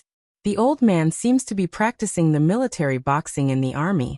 Lin Luoran has practiced some fancy moves with the drill master during the military training, so she is very familiar with it. Of course, the military boxing in Commander Qin's hands is quite different from the fancy, but impractical boxing that Lin Luoran used to practice. Commander Qin doesn't look murderous, but his punches are full of vigor, which shows the power of this boxing in his hands. Where the wind blows, the trees move, but the grass stays still. Lin Luoran doesn't know that Commander Qin is a master of internal martial arts. Commander Qin stops practicing, takes the towel from Lu Sanchun and wipes his sweat. "You little girl, what kind of wind blew you here today? You're actually willing to come see an old man like me." Lin Luoran doesn't hide on purpose, so it's not strange that Commander Qin sees her. She smiles flatteringly and calls him Grandpa Qin. She says a lot of sweet words, and Commander Qin doesn't let her go until she is almost empty. Lin Luoran realizes that she hasn't seen Commander Qin for a long time. After 3 years in the blood pool underground, Commander Qin has grown a few years older. However, he doesn't look old at all. Is it because of the strange ginseng that is said to be fed by the crazy Taoist, or the effect of practicing internal martial arts? Lin Luoran cares about this question, because she wants to prolong the life of her mother, who can't cultivate. Of course, these are all private inquiries. Lin Luoran doesn't dare to give him gifts from the world of cultivation. However, the Dahongpo twigs she stole from Wui Mountain are growing well in the space. Lin Luoran has picked them several times. Because of the space, the tender tea leaves can be preserved for a long time. Lin Luoran has accumulated a lot of tea leaves. She wants to find an old master to fry them, but she is almost arrested by the old master. Lin Luoran's tea leaves are kept in the most tender state, which is the standard pre-rain tea. The problem is that it is in autumn now. Where can she find such tea leaves? Besides, the old master had never touched the mother tree, Dahong Pao. but he was still able to tell the difference between good and bad. He knew the quality of the tea leaves, so how could the honest master who had been brewing tea for his entire life not be bewildered? However, Lin Luoran still can't get the tea leaves now. Compared with ordinary rock tea, Dahongpo is much more precious. Compared with ordinary rock tea, the roasting process of Dahongpo tea is much more complicated. Sun-drying, cooling, stir-frying, initial kneading, refrying, rekneading, water roasting, winnowing, cooling, picking, re-roasting, winnowing again and adding fire. Every step is indispensable. Besides, the season for roasting tea has actually passed, so Lin Luoran still has to wait for a long time to make good tea. Therefore, what Lin Luoran gives to Commander Qin is a gift from Master Mu. Lin Luoran gives the Dahongpo to Commander Qin as a gift from Master Mu. It's good tea. Commander Qin takes a sip. He is very satisfied with the gift. Lin Luoran doesn't mention the Dahongpo tree. The old master is a law-abiding man. Picking the Dahongpo tree from the mother tree has been forbidden for a long time. Lin Luoran feels that Commander Qin won't accept it even if she tells him. Lin Luoran tells Commander Qin about Baojia uneasily. Commander Qin's hand holding the teacup is stiff. He is obviously worried. However, he only asks one question in the end. Master, is he all right? Well, although the crazy Taoist has a close relationship with the Qin family, Baojia is Commander Qin's only granddaughter. Shouldn't he ask about Baojia first? Lin Luoran suppresses her surprise and tells Commander Qin about the crazy Taoist. Commander Qin gradually relaxes his eyebrows. In the end he is still worried, but he is smiling. Luoran, are you going to ask me why I don't ask about Baojia? Commander Qin smiles and winks mischievously. Lin Luoran still remembers how he looked when she first met him. After the Zhou family's revenge and Commander Qin's retirement due to illness, he doesn't seem to have aged at all. Lin Luoran feels guilty, not only because she took Baojia to Africa, but also because of her. In fact, Commander Qin wants Baojia to cultivate, and Lin Luoran also wants Baojia to cultivate. However, no one has ever asked Baojia if she really wants to cultivate. Now, if Baojia doesn't wake up, Lin Luoran won't even have the chance to ask. It's not that I don't want to ask, but Baojia has become a Taoist. I can't protect her for the rest of her life. She has to let go eventually. Isn't it the same sooner or later? Even if she died in front of the old man would still accompany her after a few years. If she is lucky enough to survive, she can find a chance to become an immortal. Thanks to you, I can rest assured, Commander Qin says leisurely, and he comes to a conclusion slowly. I can't participate in Baojia's life anymore, so I won't give any advice. If she is really as innocent as a piece of white paper after she wakes up, I will take care of her as long as I am alive. When I die, I will entrust her to you. So you don't have to feel guilty or worried about her. Every path of life has its trials and tribulations. For example, the old man had been hit by shrapnel and brushed past bullets countless times when he was in a war. Wealth has always been a struggle against nature, let alone cultivation against nature. How can there be no risk? Commander Qin says slowly. Lin Luoran has never heard anyone analyze cultivation in this way, and she is gradually fascinated. Although Commander Qin is not a cultivator, his life experience is no less wonderful than that of a cultivator. Lin Luoran gains a lot from listening to his life experience. What does cultivation need? Talent, magic weapons, spells, adventures? Perhaps the most important thing is a brave heart. If Lin Luoran has a preconceived idea about adventure because of Baojia's accident, and she becomes timid on the path of cultivation, it may not be worth it. As Commander Qin said, even if Baojia wakes up and is as innocent as a piece of white paper, Lin Luoran will give her the best life and not let her suffer. Instead of feeling guilty and uneasy, it is better to find the soul wood and save Baojia as soon as possible. Lin Luoran sits on the sofa casually. Commander Qin's words can't be more ordinary. However, when she thinks it through, she feels a breeze in her ocean of consciousness, and her mind is clear. She hasn't been in such a state of mind for a long time. Did he make progress again? Lin Luoran doesn't care about it at the moment. She just enjoys the feeling.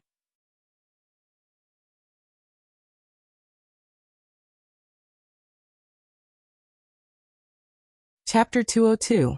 When people talk about the Nine Eyes Bridge in our city, they all smile. Every city has some tacit landmarks that have nothing to do with romance. They belong to the local people's tacit understanding. For example, the Juyan Bridge in Chengdu. Some small bars are just the surface. In fact, the reason why it is deeply rooted in people's hearts is to get a permit. That's right, the latest second-generation ID card, graduation certificate, certain work qualification certificate. As long as you could think of a fake certificate, there was nothing that the Nine-Eyed Bridge couldn't do. Putting aside how many illegal crimes these fake certificates could bring, from a technical point of view, it really was a magical place where there were specializations in the field. However, the Nine Eyes Bridge is adjacent to the best university in our city. Lin Luoran gets off the taxi and walks to the east gate of the University of Chuan. Class is over. Many students are walking into the small restaurants around the school gate with books in their arms. Lin Luoran, who is wearing a hat, easily squeezes into the crowd without attracting any attention because there are many students who are in a hurry to eat. Lin Luoran walks past them in the shady campus. Their young but energetic faces remind her of her college days. Now that she thinks about it, she feels quite regretful that she has lost contact with all her college classmates except for Baojia because she dropped out of school before graduation, and her life has always been unsatisfactory. Now she has the chance to go back to school again. Lin Luoran must cherish it. Lin Luoran asks a student for directions to the office of the Department of Chinese and Literature. Lin Luoran thanks the student and goes straight to the office building. The student is left in a daze. Since when does the Chuan University have a campus bell? Rong's roommate, Yin Feng, pats him on the shoulder and says, "Let's go. There are no seats left." Yin Feng smiles and says, "Don't say that I don't take care of you. I just saw a pretty girl, and she asked for directions to the office of the Department of Chinese and Literature. You are such an idiot. She must be a freshman. I don't see you mentioning her in your dorm." Alas. Yen points at the direction where Lin Luoran disappeared in size. Rong is confused by Yen Feng's question. He has no time to care about these campus bells. However, he still looks at the direction Yen Feng is pointing at. The girl is wearing ordinary clothes. Her black hair is hidden under the brim of her hat. She has a slim figure.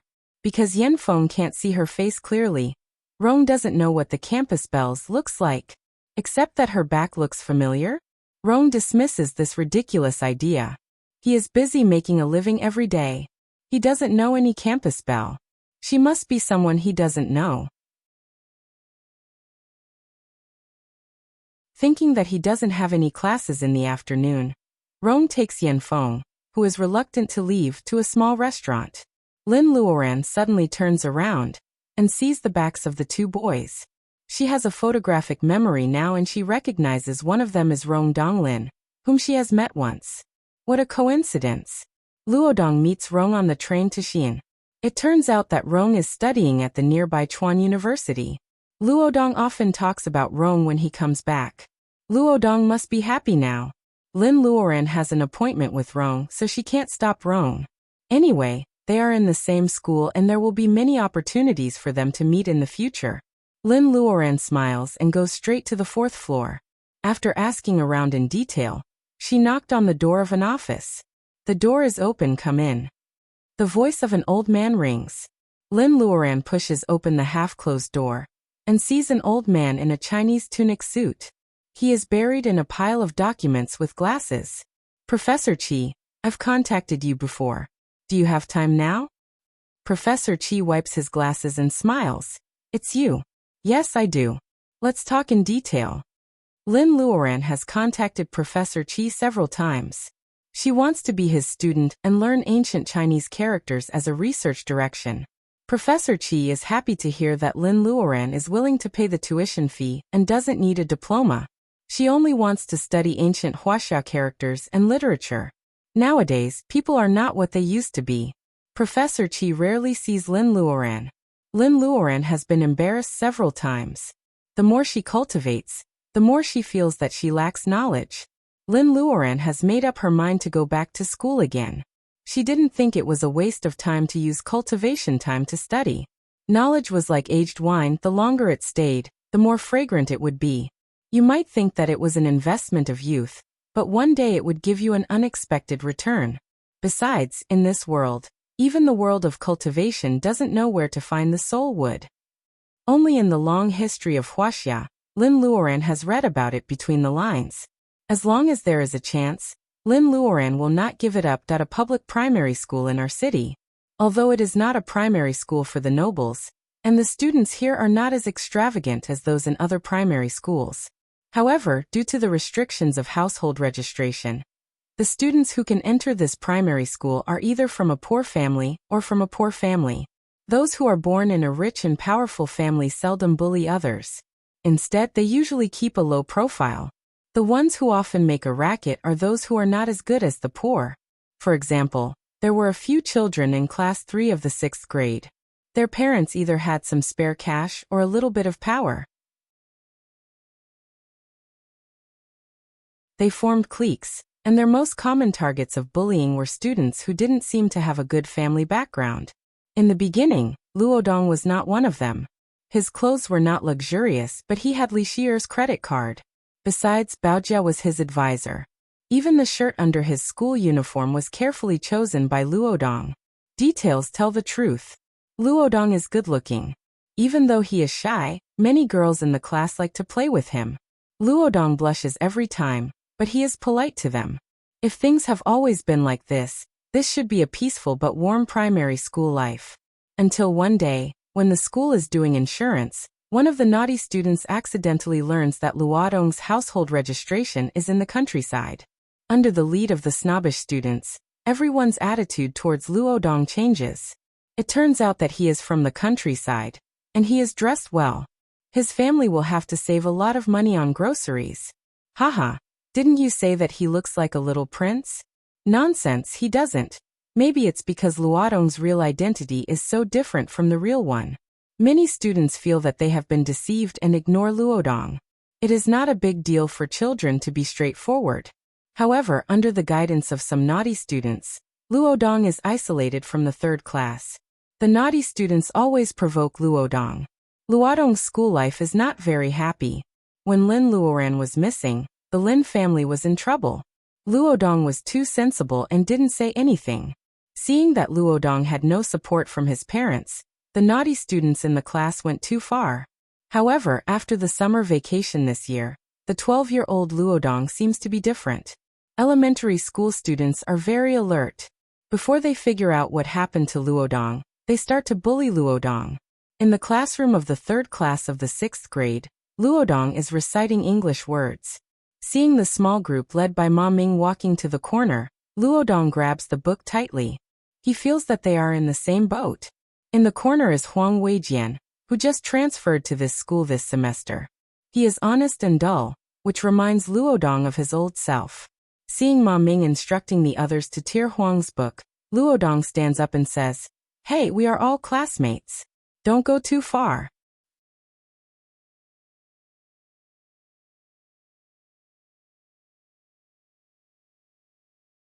Chapter 203. Huang Weijian is a new student who just transferred to this school this semester. He wears an old-fashioned long johns under his thin school uniform. His bangs cover most of his face. If that's all, he looks like a quiet and introverted boy. However, he carries a canvas bag that has been extinct since the last century every day. Therefore, 1 month after he transferred to this school, he successfully takes over Luodong's position and becomes the most bullied student in the 3rd class of the 6th grade.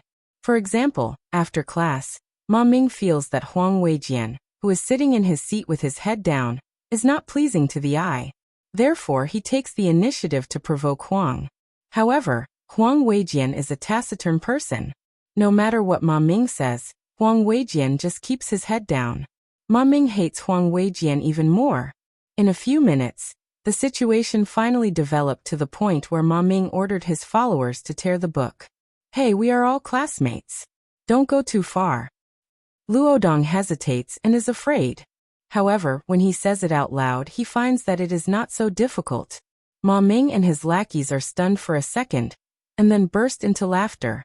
"Luodong, mind your own business. Do you think that you are a city dweller now that you come back? Bullshit. Maybe you downloaded those photos from the internet. Stop pretending to be rich. Luodong has a good temper, but Ma Ming has a foul mouth. His arrogant tone always makes Luodong want to beat him up. This summer, Luodong went on a trip with his sister. They went north and then south. Luodong cherished the days in the mountains, enjoying the dew and singing birds. Luodong printed out all the photos. Luodong's family wants to train Luodong to be independent, so Luodong does everything for him.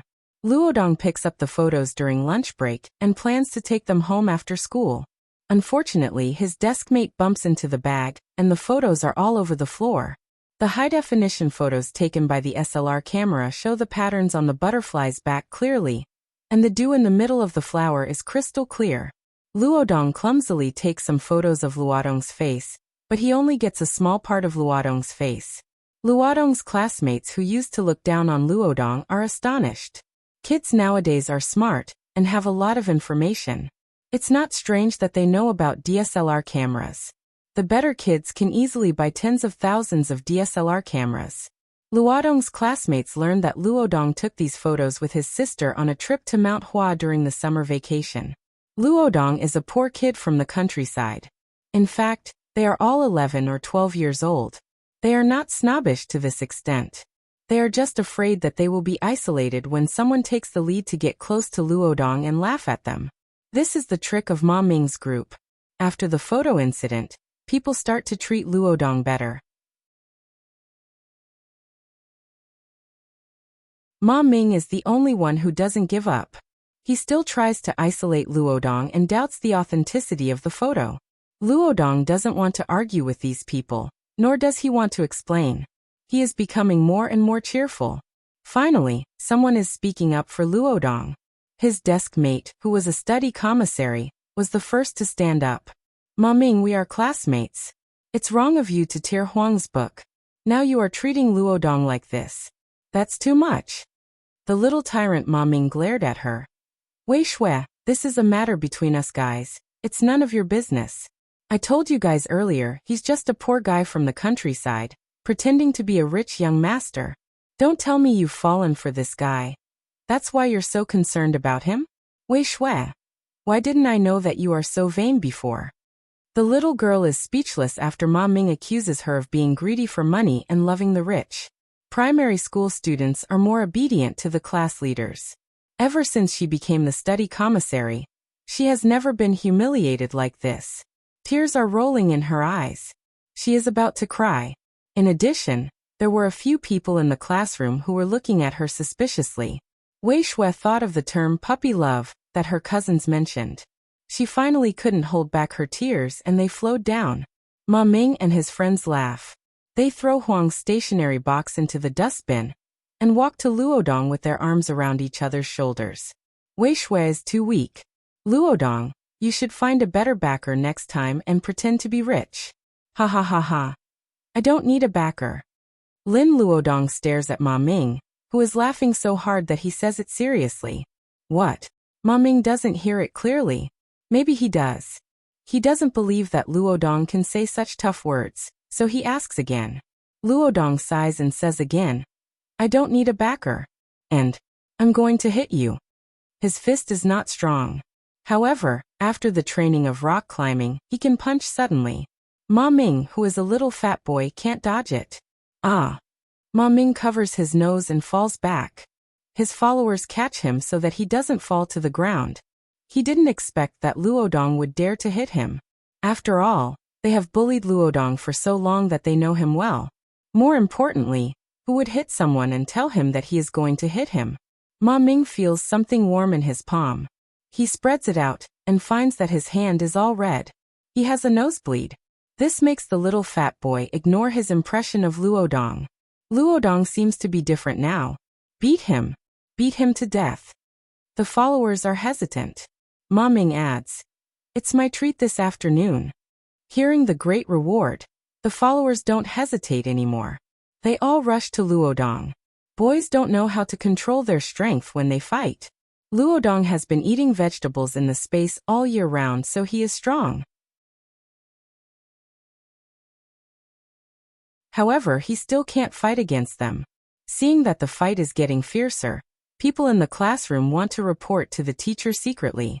However, Ma Ming, who is still nosebleed, blocks the door and says, "Who dares to report to the teacher? Beat him too." He glares at Wei Shui after saying this. Seeing that Luodong is fighting with several people, Wei Shui looks at Huang Weijian, who is the cause of the conflict. She screams, "Huang Weijian, are you a man or not?" Huang Weijian wants to take his old canvas bag several times. In the end, he retracts his hand and stares at Wei Shui seriously. He says, "Actually, I'm just a boy at most." It seems to be the first time for him to speak in class. Before Wei Shui has time to be surprised, she is almost driven mad by what he said. As a representative of good students, it is true that she does not like to see classmates fighting, but this kind of person who just watches others fight and hides behind others when others help him. Wei Shui feels that this kind of person is even more abominable than the person who fights. Huang Weijian naturally felt the disdain from the commissary in charge of studies. He took another look at the canvas bag. Anyway, he was despised, so he was no longer hesitant. "I didn't ask him for help, did I?" Huang Weijian tries to convince himself. However, seeing that Luodong seems to be fighting for him, he lowers his head stiffly to hide the unnaturalness in his eyes. When the boys are fighting and Ma Ming is wiping the blood from his nose, a voice comes from outside the window. "Teacher Chiu, is this the harmonious 6th grade class 3 that you were talking about?" The voice is as familiar as spring water. Luodong is stunned. He is hit in the face by a kid and his mouth is bleeding. "Stop it." The homeroom teacher pushed away the little fatty who was blocking the door. He felt his face burning. He had just been bragging in front of the beautiful girl about the quality of the school's teaching, and how good the atmosphere in class 3 was. Now these naughty kids immediately used reality to slap him in the face. This made the single male homeroom teacher, who was older than he was, furious. What's more, the person who is visiting is being beaten by the naughtiest students in the class. The head teacher feels that his ears are burning. No matter how arrogant the students are, they are still afraid of the teacher, especially the head teacher. They all stop fighting and don't dare to say a word. "Tell me what's going on." The head teacher is furious. If he didn't have to keep his image, he would be even worse. Wei Shui, the commissary in charge of studies, tells the head teacher the whole story. The head teacher is in a dilemma. Though it sounds like Good Samaritan, it is Luodong who started it. What should he do? Luodong sneaks a glance at the door. Lin Luoran is standing there quietly. Luodong can't tell if she is happy or angry. Wei Shui suddenly exclaims, "You are Luodong's sister." The girl has a good memory. She can recognize Luodong's sister even though she has only seen half of Luodong's face. Now even Ma Ming and others are attracted by her scream, including Huang Weijian. Luodong's sister looks like a movie star. Damn it. Why can't she be my sister? Ma Ming thinks angrily. He feels a little embarrassed that he hit Luodong's brother in front of his sister. Huang Weijian glances at Luodong and turns his head quickly. He doesn't notice that Lin Luoran has been looking at him secretly. Lin Luoran stops looking at Luodong and says with a faint smile, "Just do what you need to do. Luodong is too young. Sorry to bother you." Luodong breathes a sigh of relief. Ma Ming and his friends are sad. The head teacher tells them to go to the office together. Wei Shui walks at the back. She sobs. It's not Luodong's fault. It was Ma Ming and the others who started it. They bullied Huang Weijian, and then scolded me. That's why Luodong fought with them. Lin Luoran nods, showing that she believes what the girl said. Wei Shui catches up with Luodong. She is the witness. Of course, she has to go to the office with Luodong. In fact, Lin Luoran's eyes have been on Huang Weijian, who is following the crowd silently. As the fuse of the incident, this boy is too low-key. However, Lin Luoran is really curious about how Huang Weijian tolerates being bullied, having his homework torn into pieces, and facing all kinds of provocations from other children. It seems that he transferred to this school this semester. Is it a coincidence, or is it arranged by someone? Lin Luoran narrows her eyes. People who know her well know that this is a very dangerous signal.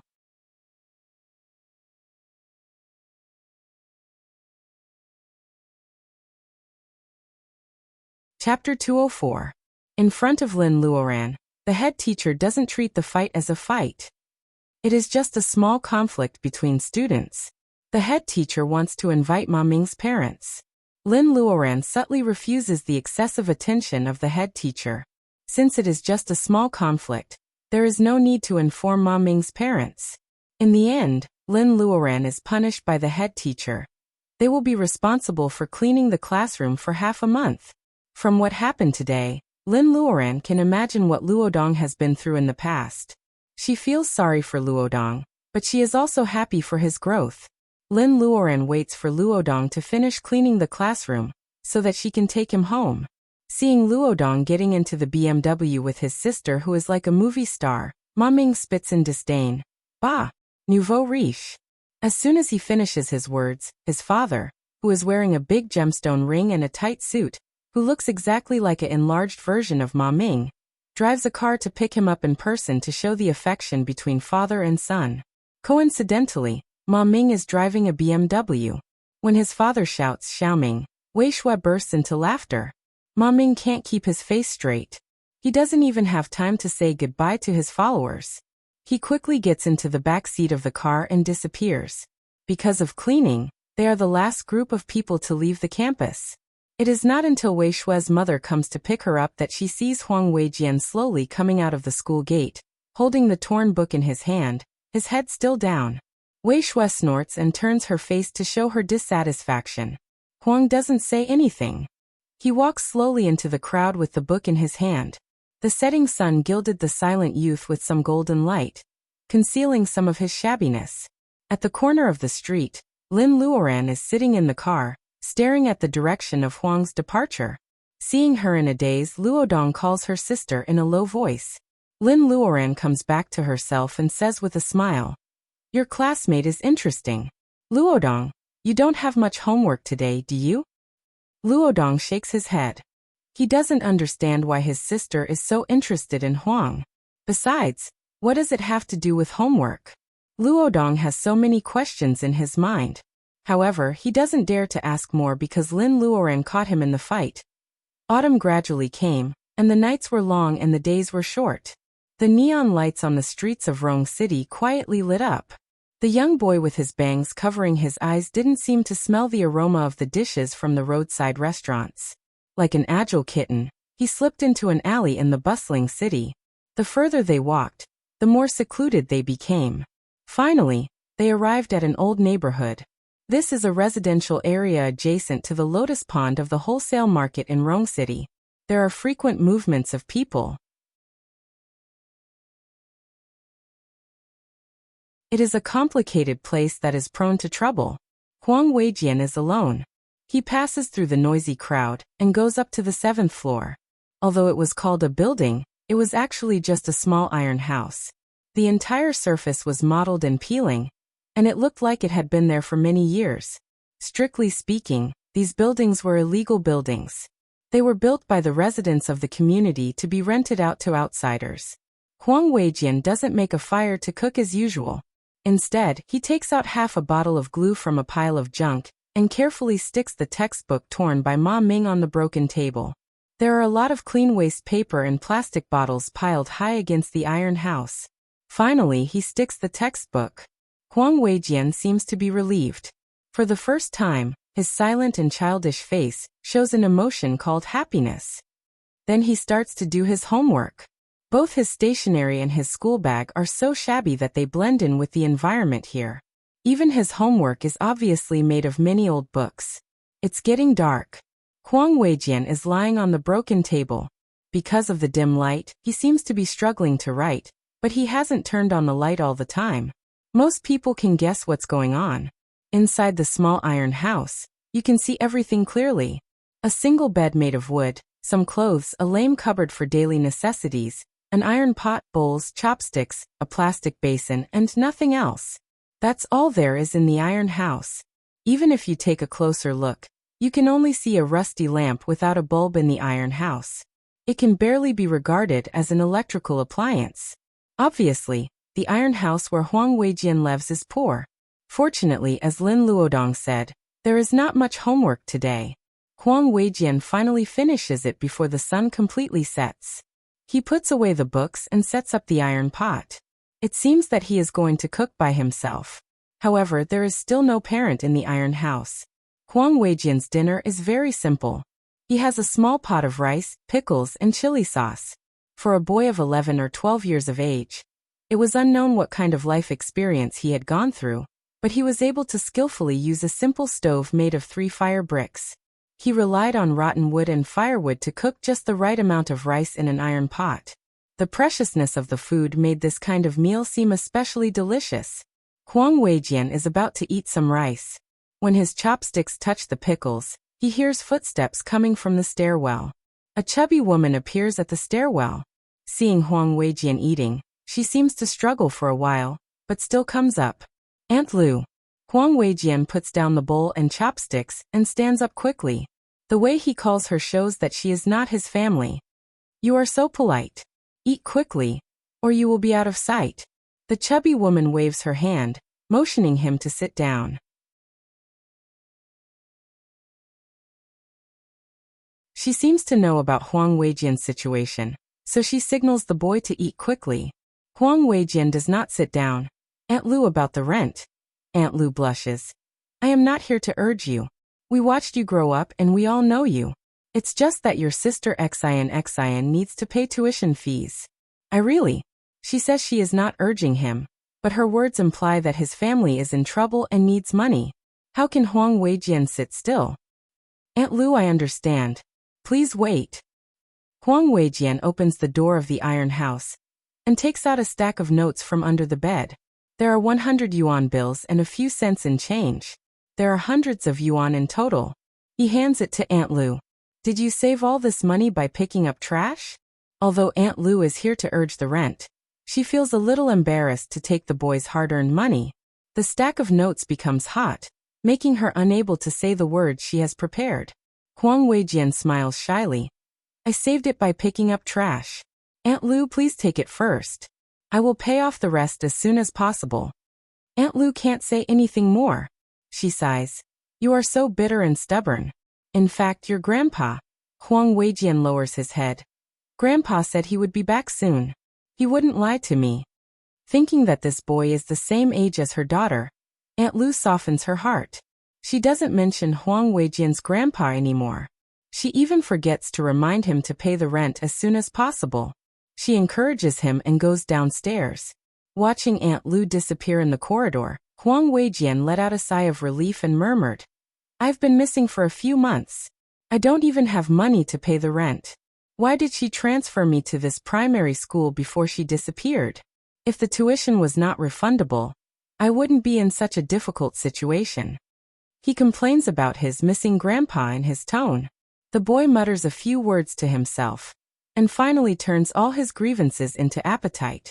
He fiercely eats up a small pot of rice, leaving not even a grain of rice.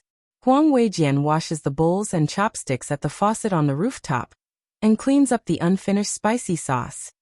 He sits on the broken bench and stares blankly for a while. There is only a small ball of rice left in the bag. Even if he only eats, it won't last for a few days. In order not to waste the tuition, he has to study, but he also has to live. Huang Weijian can't help but whisper, Where can I get a lot of money? He thinks for a while, but it doesn't seem to work. He shakes his head and smiles bitterly. Finally, he picks up the snakeskin bag for picking up trash and a pair of tongs. He locks up the poor tin house and goes downstairs. A voice of pity comes from the window of Aunt Lu's house downstairs. Did the boy go to pick up trash again? He is so pitiful. Another male voice says impatiently, Who is not pitiful in this day and age? Prices have risen a lot, but wages have not risen a dime. Don't we feel pity for him? If he can't pay the rent. Oh. The male voice seems to be blocked by something and stops abruptly. However, Huang Weijian, who is walking on the stairs, still hears the rest of the words. He squeezes the snakeskin bag harder, and finally decides to pick up more trash tonight. It doesn't matter if he goes to bed later. A wild cat jumps from the rooftop. It seems to have smelled the leftover rice. However, Huang is too careful when eating, so there is no leftover rice for it to snack on. The wild cat is very angry that it has come here for nothing. It scratches the broken table and is about to take away the canvas bag that Huang left on the table.